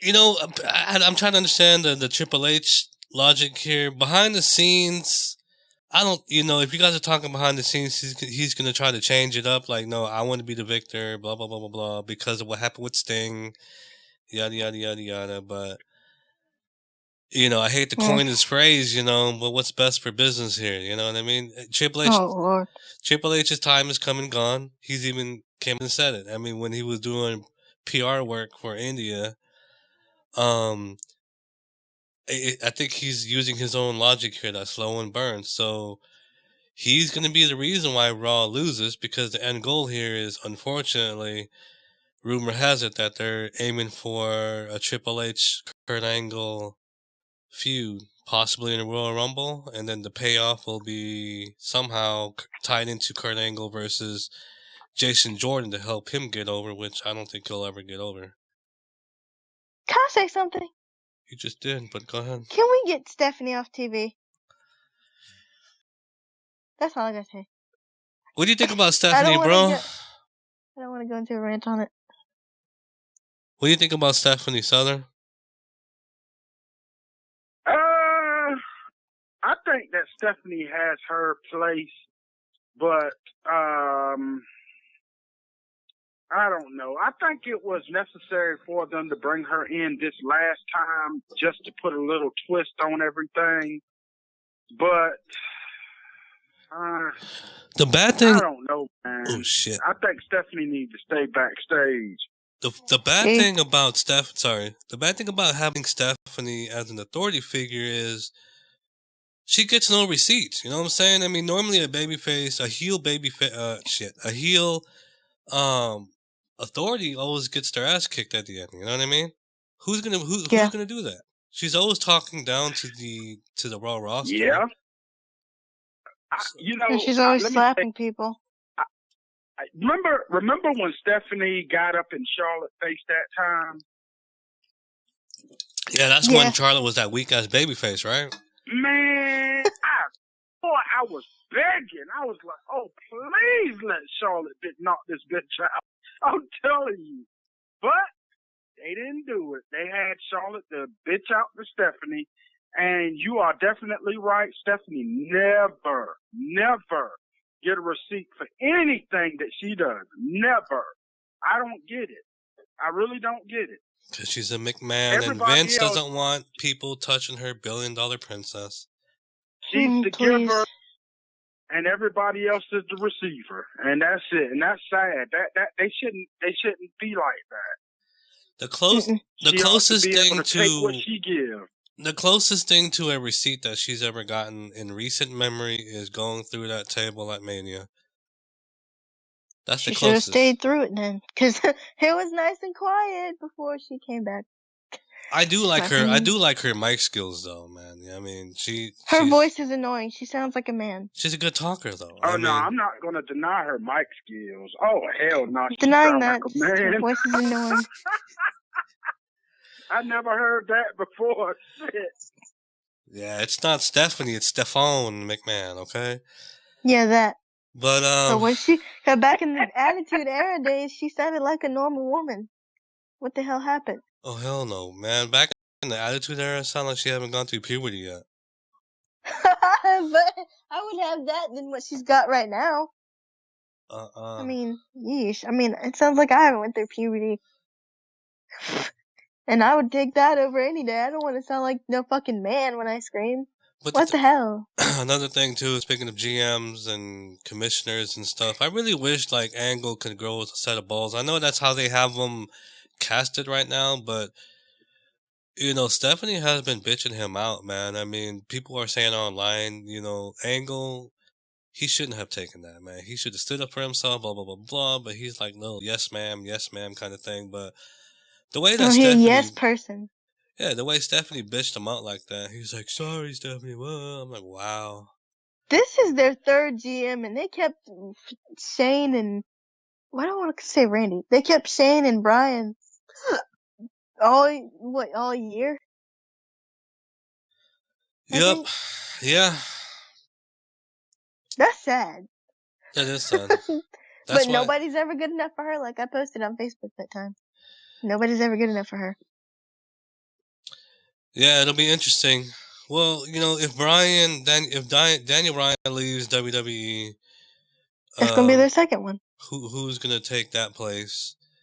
And I think it would make sense for him to turn heel because that'd be a good way to write him off TV when it's time. All right. So the Usos. Oh, sorry. You want to finish? Oh, no, I was just gonna say, I really think that if and when Daniel Bryan leaves the WWE and he goes back to Ring of Honor, man, oh man, WWE is going to be in trouble. That's just all. Yep. I'm telling you, a lot of these guys are getting sick and tired of the way that they are being portrayed on WWE television, man. And if Kevin Owens and Sami Zayn decide to say, the hell with y'all, and they go back to Ring of Honor, I'm telling you, being that Ring of Honor and New Japan works together and everything, WWE is going to be in trouble. Shinsuke Nakamura is getting sick of them. And if Finn Balor gets tired of them, man, they are going to be losing a lot of top talent. And it's dumb. It's really stupid. But what about Asuka? You know, they hyped up Asuka and look at how they're using her now. And then they did the same thing with Shinsuke. You know, it's kind of sad. It's really sad. And Emma. Yeah. Wow. And then, you know, one thing, I'm going to say this and we can move on. Okay, so we know what happened to WCW. No one saw it coming when WCW went out of business. Now, I'm not saying that the WWE is going to go out of business anytime soon or anything like that, or they are ever going to go out of business. I'm not saying that, but, you know, never say never. It's not impossible, especially with a lot of these indies, programs, you know, coming up like they are right now, man. I'm telling you, man, WWE, they are treading on thin ice. They are really treading thin ice with the stupid shit that they are doing. And they're cutting back on pyro and everything, so you don't see pyro in everybody's interests anymore. It's just time for Vince McMahon to go sit his ass down and let Triple H take care of business. That's just all to it. Amen. All right, Vince. Hear that? Go to your little yacht, which he calls his yacht Sexy Bitch, if you guys didn't know. Are you Yep. serious? Yeah, he has a What the yacht. hell? Yep. He has a yacht Well, called call Sexy his I Bitch. knew he had a Sexy yacht bitch. though, but I'm just saying, like, what the hell? Like, why would you call it that? Play with your grandkids. Let the big boys run the show. For real. Amen. You had your Preach. turn. Yes. 72 years old already. Triple H is what, 44? This dude crashed his Bentley and he walked away from that. He's the real God. How the hell can you crash your Bentley and get up and walk away from that? I can't. I wouldn't. But then again, you're talking about the same guy who slid into the ring and tore his quad too, so. I'm sorry, I'm just saying, if you crash a Bentley, you can get up and walk away from that car accident. What the hell? You're the real God. Just saying. That's just my opinion.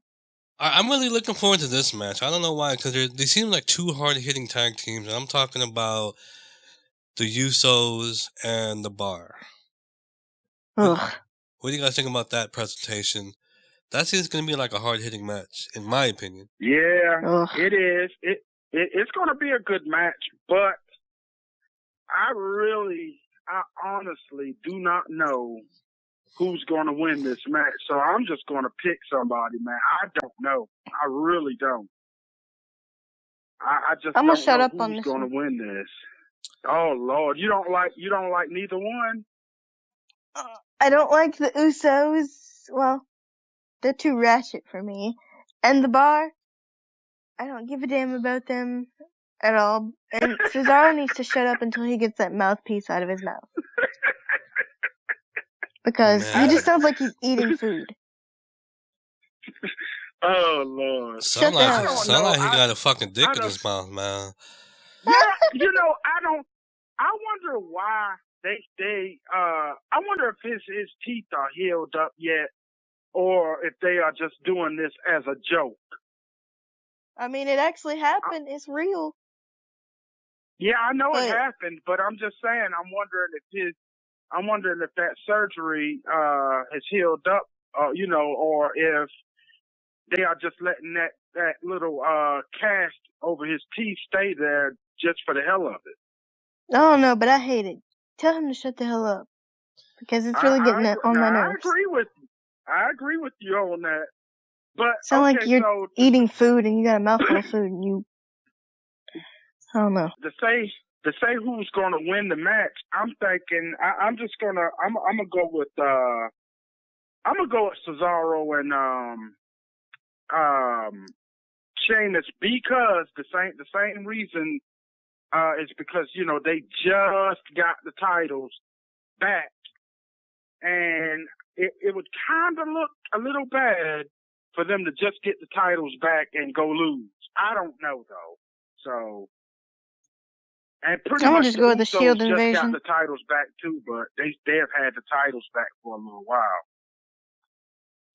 I would have to agree with that assessment. I mean, I would say the Bar is taking it, because I don't know how to explain this, but they got nothing going for them besides what's going on with the Miz. I mean, at least the Usos got a storyline to go back to on SmackDown with the Alpha 2.0 team. Ugh. Let me bring this up about the Miz right quick. Why the hell would you have Bo Dallas and Curtis Axel, $2, as your tag team partners? You could have picked Sheamus and Cesaro. That would have been the best fucking thing I would have done. Something for them to do. I mean, at least they're active.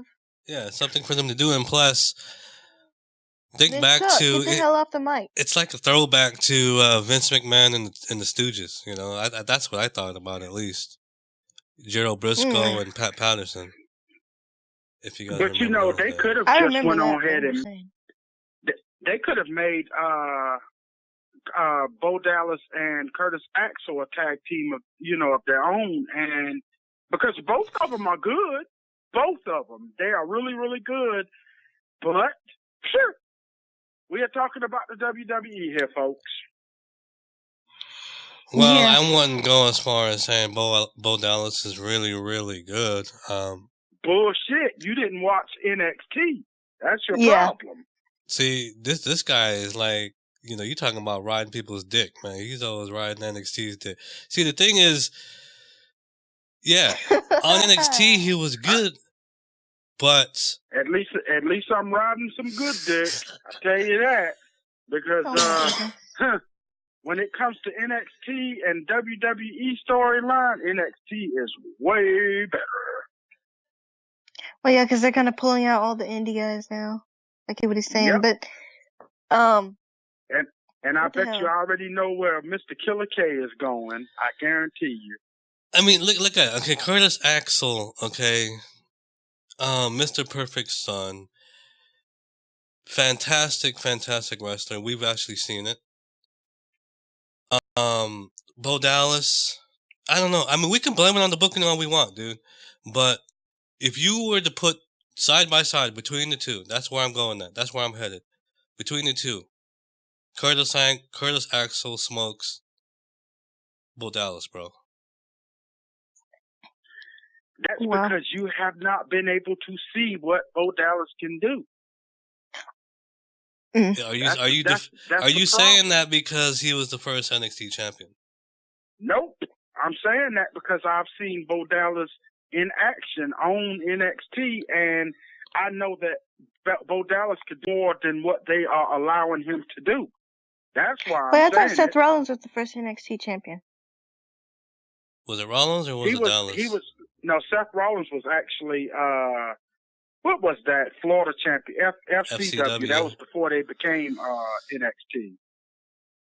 But also, could it be, since Bo Dallas has gotten a little chunky, it could be a part of him too. Like, I'm getting a little bit lazy. I don't want to, turn it up a little bit. I mean, we can't blame it all on the booking, bro. Some people mail it in. Shit. True. Yep. Mm-hmm. It's Sometimes it isn't the booking. He's got a point though. Sometimes it is booking. It can be the wrestlers themselves, and you can tell by the way they work. So like, I'll blame. Yeah. I'm gonna blame Roman Reigns' failure on Roman Reigns. It's not the booking. It's him. I think it is the booking and Roman Reigns. Yeah. I don't know. I'm with Regis here. Booking and I think it's them both. You know, you've even said it, Southern. They're trying to reinvent. They're trying to reinvent Cena. That's the thing. Oh, you know what I mean? Oh yeah. I do agree. I agree. Definitely. Yeah.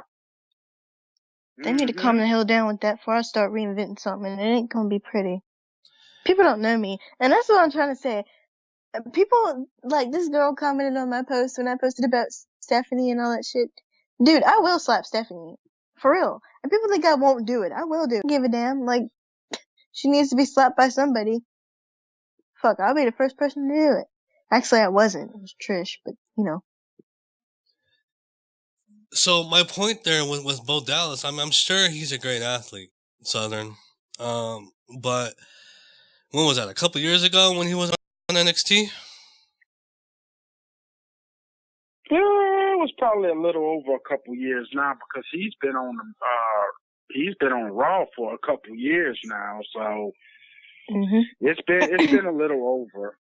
It could but, be. Yeah, we'll say that though. I'll just say I'm just gonna say, look, it's the booking, and I want to throw you got to throw some shit on the athlete too, bro. In my opinion.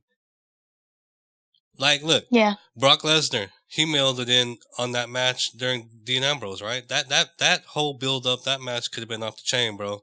But he fucking mailed that shit in.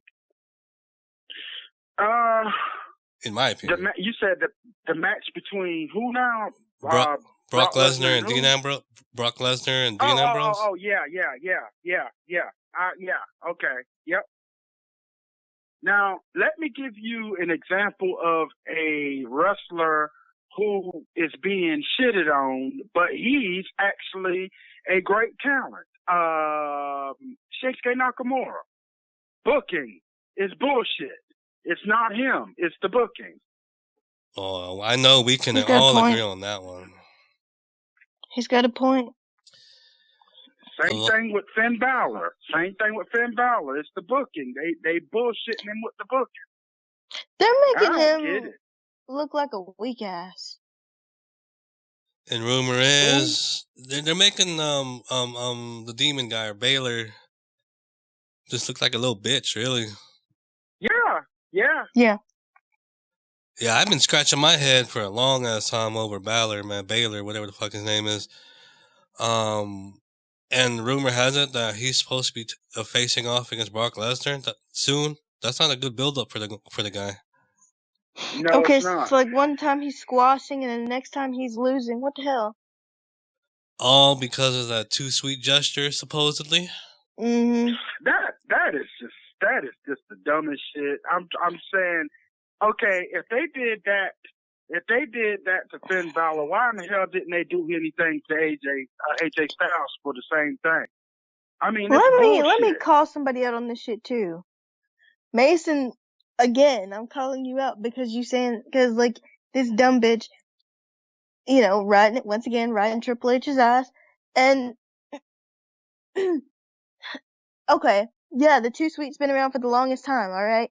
But, like, why are you sitting here, like, saying that just because AJ Styles is in the WWE, like, he gets to do it? No, both of them in the WWE doesn't mean that both of them get to do it. Like, yeah, it's been around for a long time. The Clique started it, but I'm just saying, the thing is, it's still not fair. I think it's a direct jab at the Bullet Club. And we all know it, but Vince is gonna deny it. Because they both know where they came from. The Bullet Club. Bottom line is Vince, he'll deny anything and don't appreciate anything that's not his creation. Yep. I mean, that's pretty sad. I'm thankful, really, that he hasn't fucking buried AJ, man. I was worried about that because look how he treated Sting. I was thinking about this last night too, man. When I was listening to some of these podcasts, I don't remember, but have you guys noticed the way Vince treats people when he gets to their company? Like, think about Dusty Rhodes, made the motherfucker dress in polka dots. You know what I mean? Yep, and Dusty Rhodes still made it get over. Exactly. So I think that's Vince's way of saying, look, motherfucker, you ain't my creation, so I'm going to embarrass the fuck out of you, or try to at least. And the whole reason why Sting didn't want to come to the WWE was the same reason of what happened to him. How they used him. And he should have won that match, by the way. Terry Taylor. Okay? I agree. I don't know if you guys remember Terry Taylor. He was a good wrestler back in the 80s. And then he became the Red Rooster. Exactly, the fucking Red Rooster, So, I don't know. I mean, how do you explain Vince? I'm not even going to try. So, they brought this. Terry Taylor was a fantastic freaking talent. And then Vince McMahon brought this man in as the freaking Red Rooster. Like, really, man? And then another guy, too. Another guy, Ron Garvin, Rugged Ronnie Garvin. At least that's what they called him in WWF. But before then, he was headlining with Ric Flair in the NWA, but he gets over WWF, bam, straight bitch. You know what I mean? Yep. Wait a minute, I have a question, too. Why the hell isn't Vince making Adam Cole, Kyle O'Reilly, and all them Bobby Fish? Or is it Bobby Fish or Roderick Strong? I don't remember.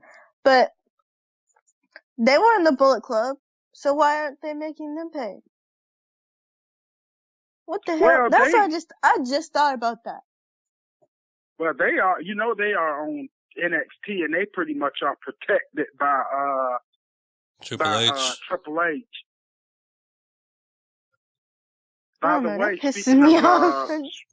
speaking of Broderick Strong, I'm hearing that he's gonna possibly turn on the Authors of Pain and join Adam Cole.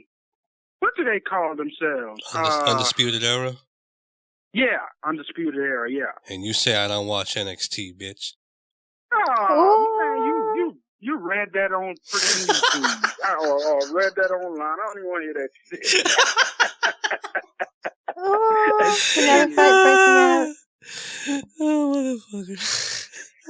Oh my god, I really want to beat Mason's ass so bad. Just make him shut up.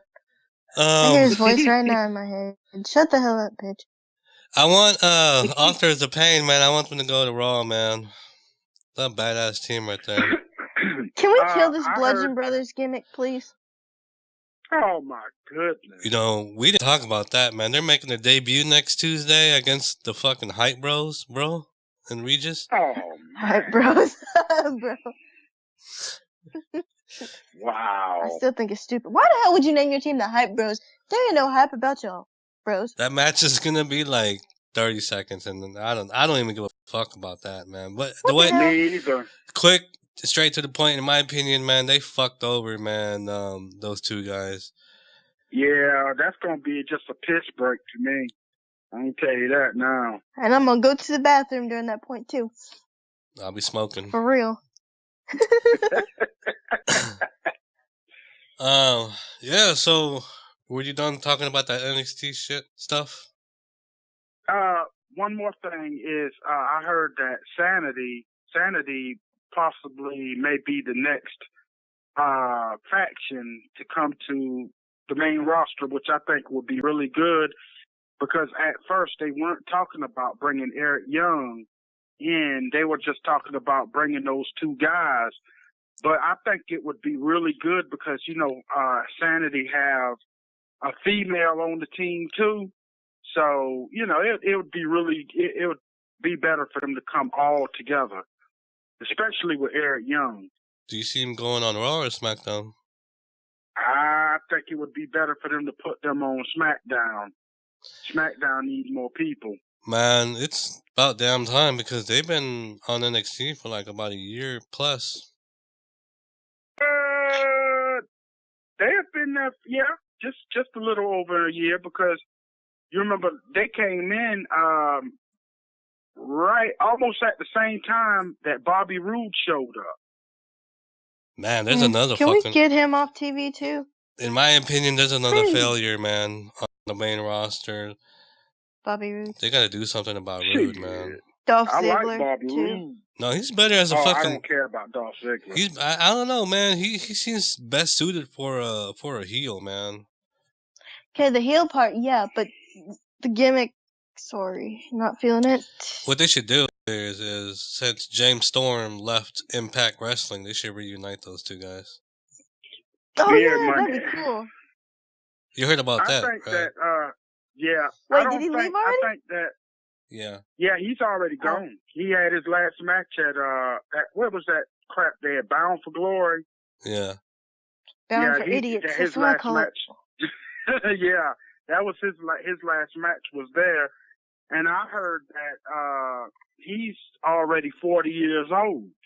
So, but you already know, like Bobby Roode is almost 42 and, AJ Styles is almost 40. So, you know, they do have some older cats up there, but And that's the funny these guys thing, can though, still man. go, though. That's the funny thing with WWE having these guys at the ages that they do and main eventing and all that stuff. Where are those motherfuckers that were clowning WCW for doing that shit? WWE is doing the same thing. Yeah.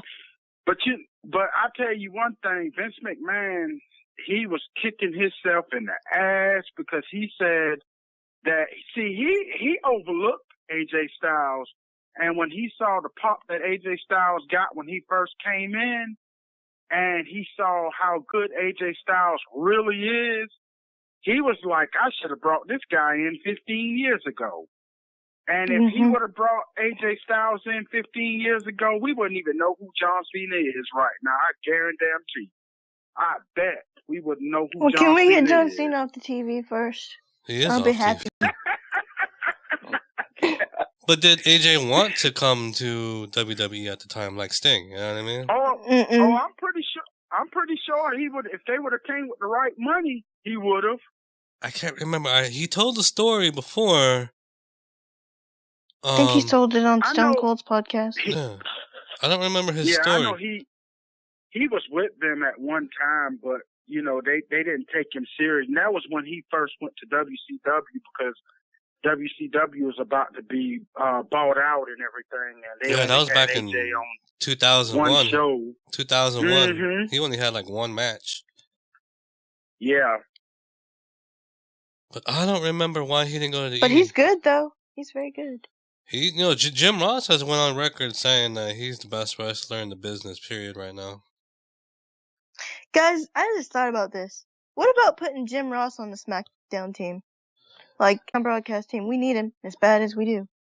I don't think he's up for that weekly travel, even though he's traveling all the time. We'll put Mauro Ranallo. JBL is gone. Mauro Ranallo can be back on the broadcast team. And honestly, At least put somebody who can bring light to the damn matches again. And honestly, I don't think Jim Ross wants to be hearing people. I don't think he wants to be produced anymore, man. Like people yelling in his fucking ear and shit. Yeah. But like, you get what I'm saying. At least bring somebody that can bring like it up on the broadcast team, because Tom Phillips and who the hell's on that team? Tom Phillips, Byron Saxton, and Corey Graves. Yeah, that damn Byron. I don't even know why they even got Byron Saxton. What the and man? Tom Phillips. It's a race thing, bro. That's just Tom Phillips. Okay, if it's the race thing, why you got two white boys and one black man? Why not have two black dudes and one white dude? Because they could be first. No, I get you. I follow you, bro. I follow you, but I'm just telling you what I've heard over the past. You know, I feel you. Because it's like that one time when they had a whole bunch of I don't remember when, but at one point they had that all black champions at one point. You know, not all, but a majority of them were black champions. Yeah, I don't know. It's just my opinion, because Morrow and if they weren't, hold on a second, really good. If they weren't fully black, they had a little bit of black in them. Let me defend myself there. No, they wasn't fully. WWE ain't never had a fully black world champion. The Rock was as close as it got, and the only belt that a black man ever held was that Ron Simmons. That WCW belt that was the world title. Ron Simmons, which is pretty much the universal title now. So. But anyway, the Universal title took its place. But man, yeah, Ron Simmons was and it was the blackest one. Well, no, and Mark Henry. Oh yeah, and Booker. Oh T. yeah.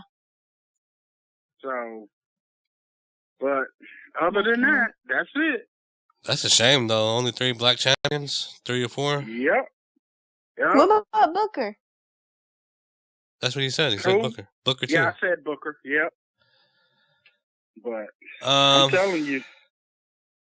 All right, what do you guys think about AJ Styles here and Brock Lesnar? I'm psyched for that match, man. Ooh, boy. Well, I'm just gonna say that I hope that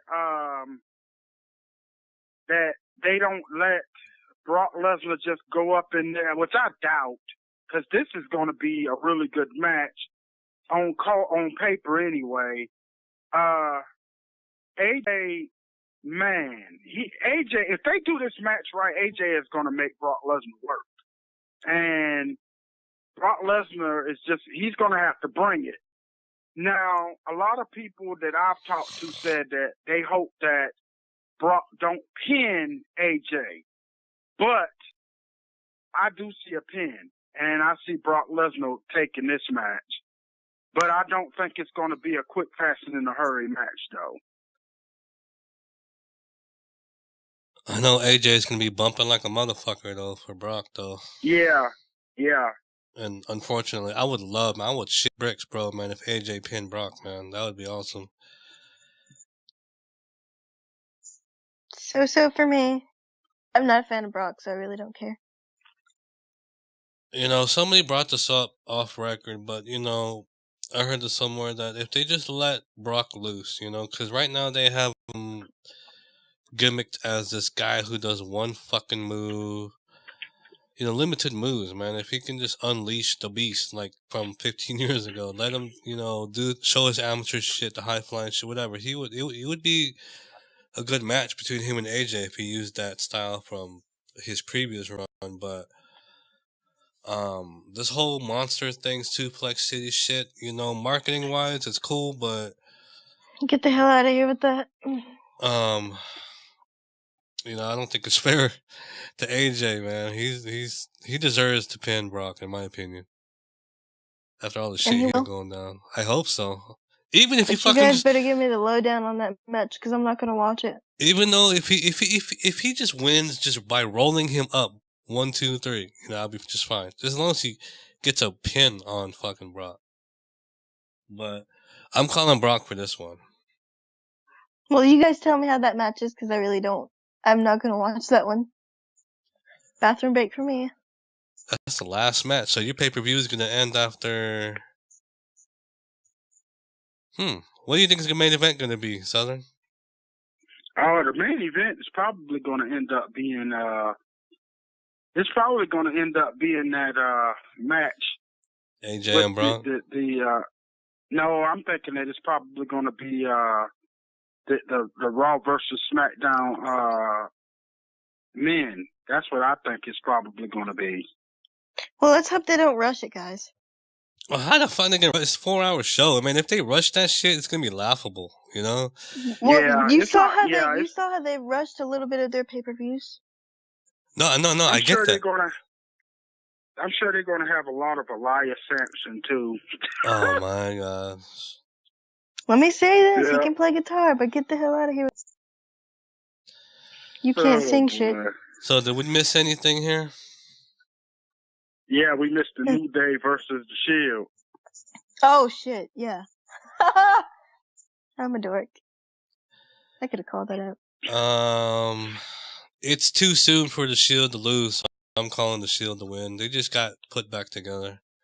Me Yeah, too. I'm thinking the Shield is going to get it too. Yep. And I'm calling that Xavier Woods is going to eat the pin. He's going to get speared. Or the triple power bomb on, by the Shield. So Big E. they got plans for that motherfucker, man. So I don't think that he's, Xavier Woods, he's just there to eat the pin, here and there. But I mean, he's a good talent. He's gay. I mean, I'm gonna pull a big Southern here. If you watched him in TNA, Xavier Woods, he got skills. Oh yeah. What was his name? In TNA? I don't know, man. I can't remember his name, but I know Daniel Bryan dropped it on WWE TV one time. What was his name? Somebody tweet us at The Wrestling Cafe and let us know. So before we wrap this up, guys, let me ask you guys, what match are you looking forward to the most? I think you can answer that one, because I just forgot my second question. Yeah, I'm looking forward to a couple matches myself. I can't just call one, but if we got to just call one, I'm just gonna say I'm gonna say the AJ and Brock. That's what I'll say. I'm looking forward to the men's tag match, the elimination one, because I'm just nervous about Brock and AJ, only because if you saw what happened with Samoa Joe and Braun Strowman, I'm just really nervous that it might turn out the same fucking way.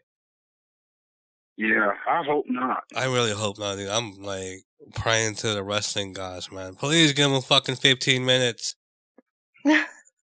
That'll be the match of the year, and that'll make Regis' weekend.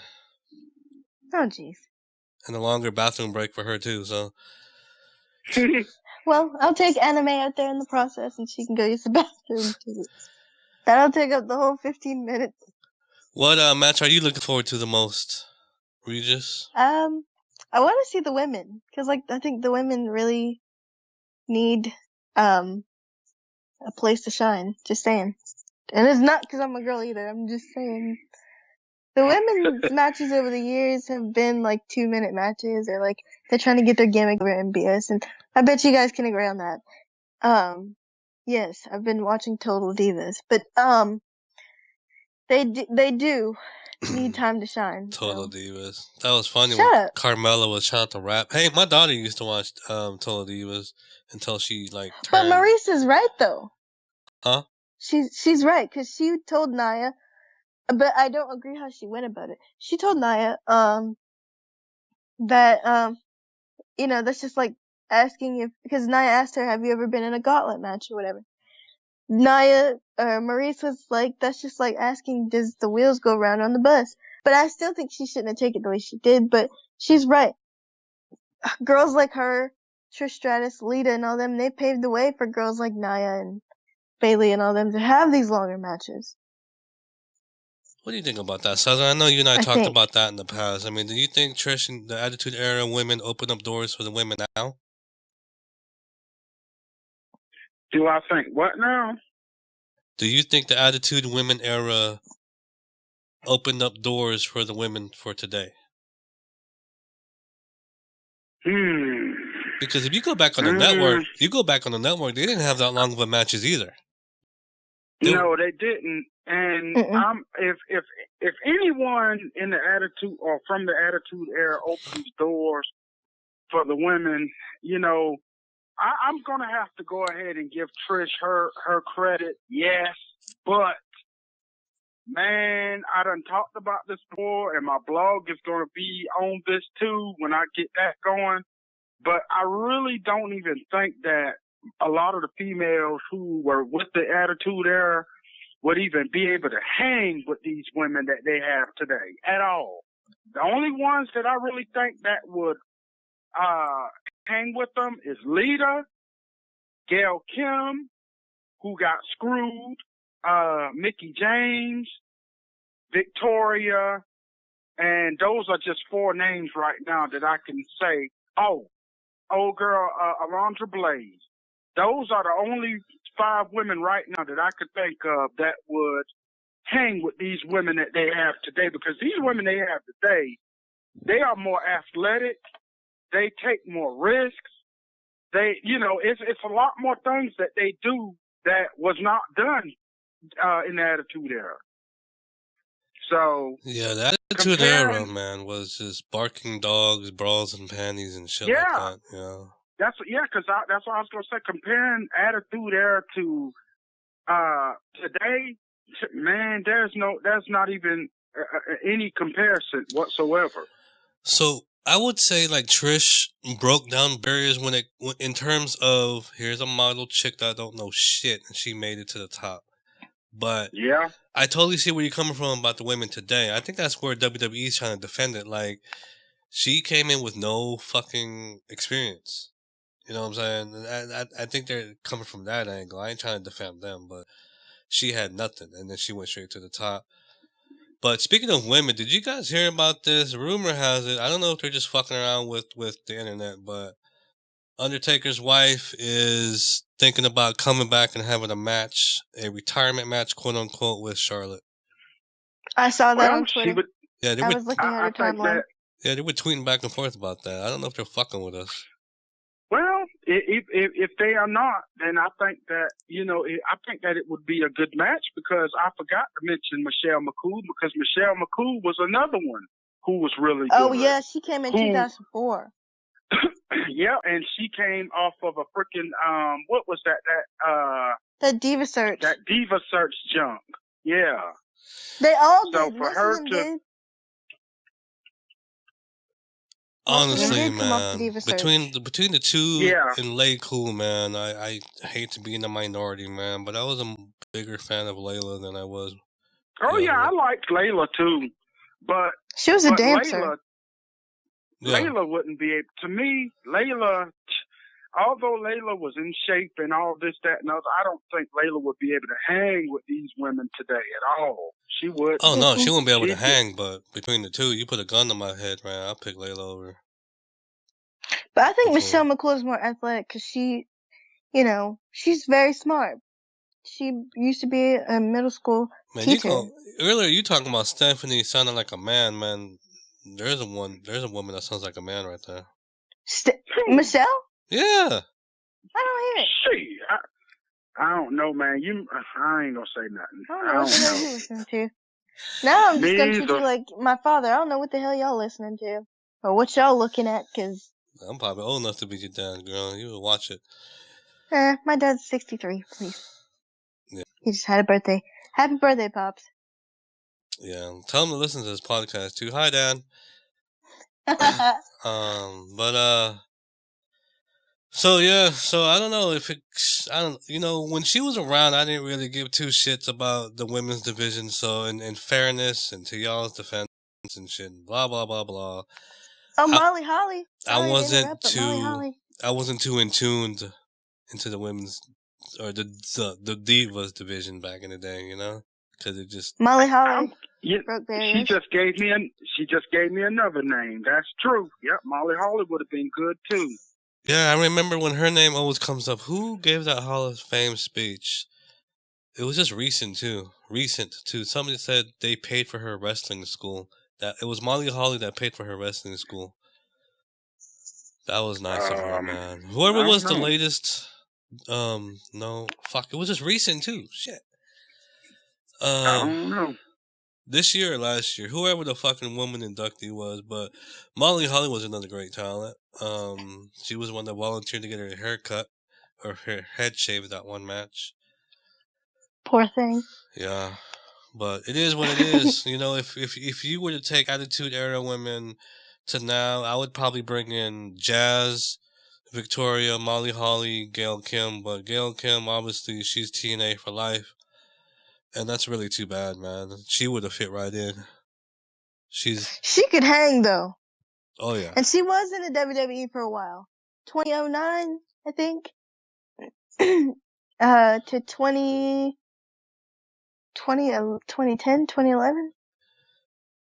Yeah, not long enough. And to round out my thoughts about the women here, I don't know why they didn't have Mickie James. I just don't get this whole Alicia Fox thing. They could have had Paige there, or they could have had Mickie James there. I just don't get it. That could have just been the ultimate team right there. Mickie, Bayley, Sasha, Asuka, and Jax. Well, you gotta remember, Alicia is cuckoo banana. Yeah, I think they would have got a better pop at using Mickie. Yeah. So, but on that note, guys, it's been fun. Remember, you can catch us on Facebook.com/The Wrestling Cafe, Twitter @The Wrestling Cafe, Big Southern @Big Southern. You can subscribe to our podcast using Google Play, iTunes, TuneIn Radio, Stitcher, and podcastland.com. And any feedback, let us know. Any questions, ask. Don't be shy. Regis, do you have a Twitter? At Regis Nowstar, at RegisNowstar. All right. Good thing you spelled it out. But in the meantime, guys, everyone out there listening, enjoy Survivor Series, enjoy NXT TakeOver, Raw and SmackDown, and we will try to be back. I don't know. I'm gonna meet up with the team here and see when they want to come back and review Survivor Series. But this has been our Survivor Series preview for podcast 14, and be nice to I'm the new addition. Yeah, be nice to the new kid on the block. That's what I was about to say. Yeah. Big Southern should be starting a blog series on TheRasslinCafe.com. Don't forget my blog series, Seconds Please. I'm going to be writing, my next blog will be about AJ and Brock. In the meantime, have fun, guys, and let us know what you think about Survivor Series, the podcast, and all that good snazz, and we will see you guys down the road. We'll catch your ass down the road. Thanks for listening to the Wrestling Cafe podcast. Follow us on Twitter @TheRasslinCafe and @Big Southern. Check out our website at www.TheRasslinCafe.com. Join us next time on another episode of the Wrestling Cafe podcast.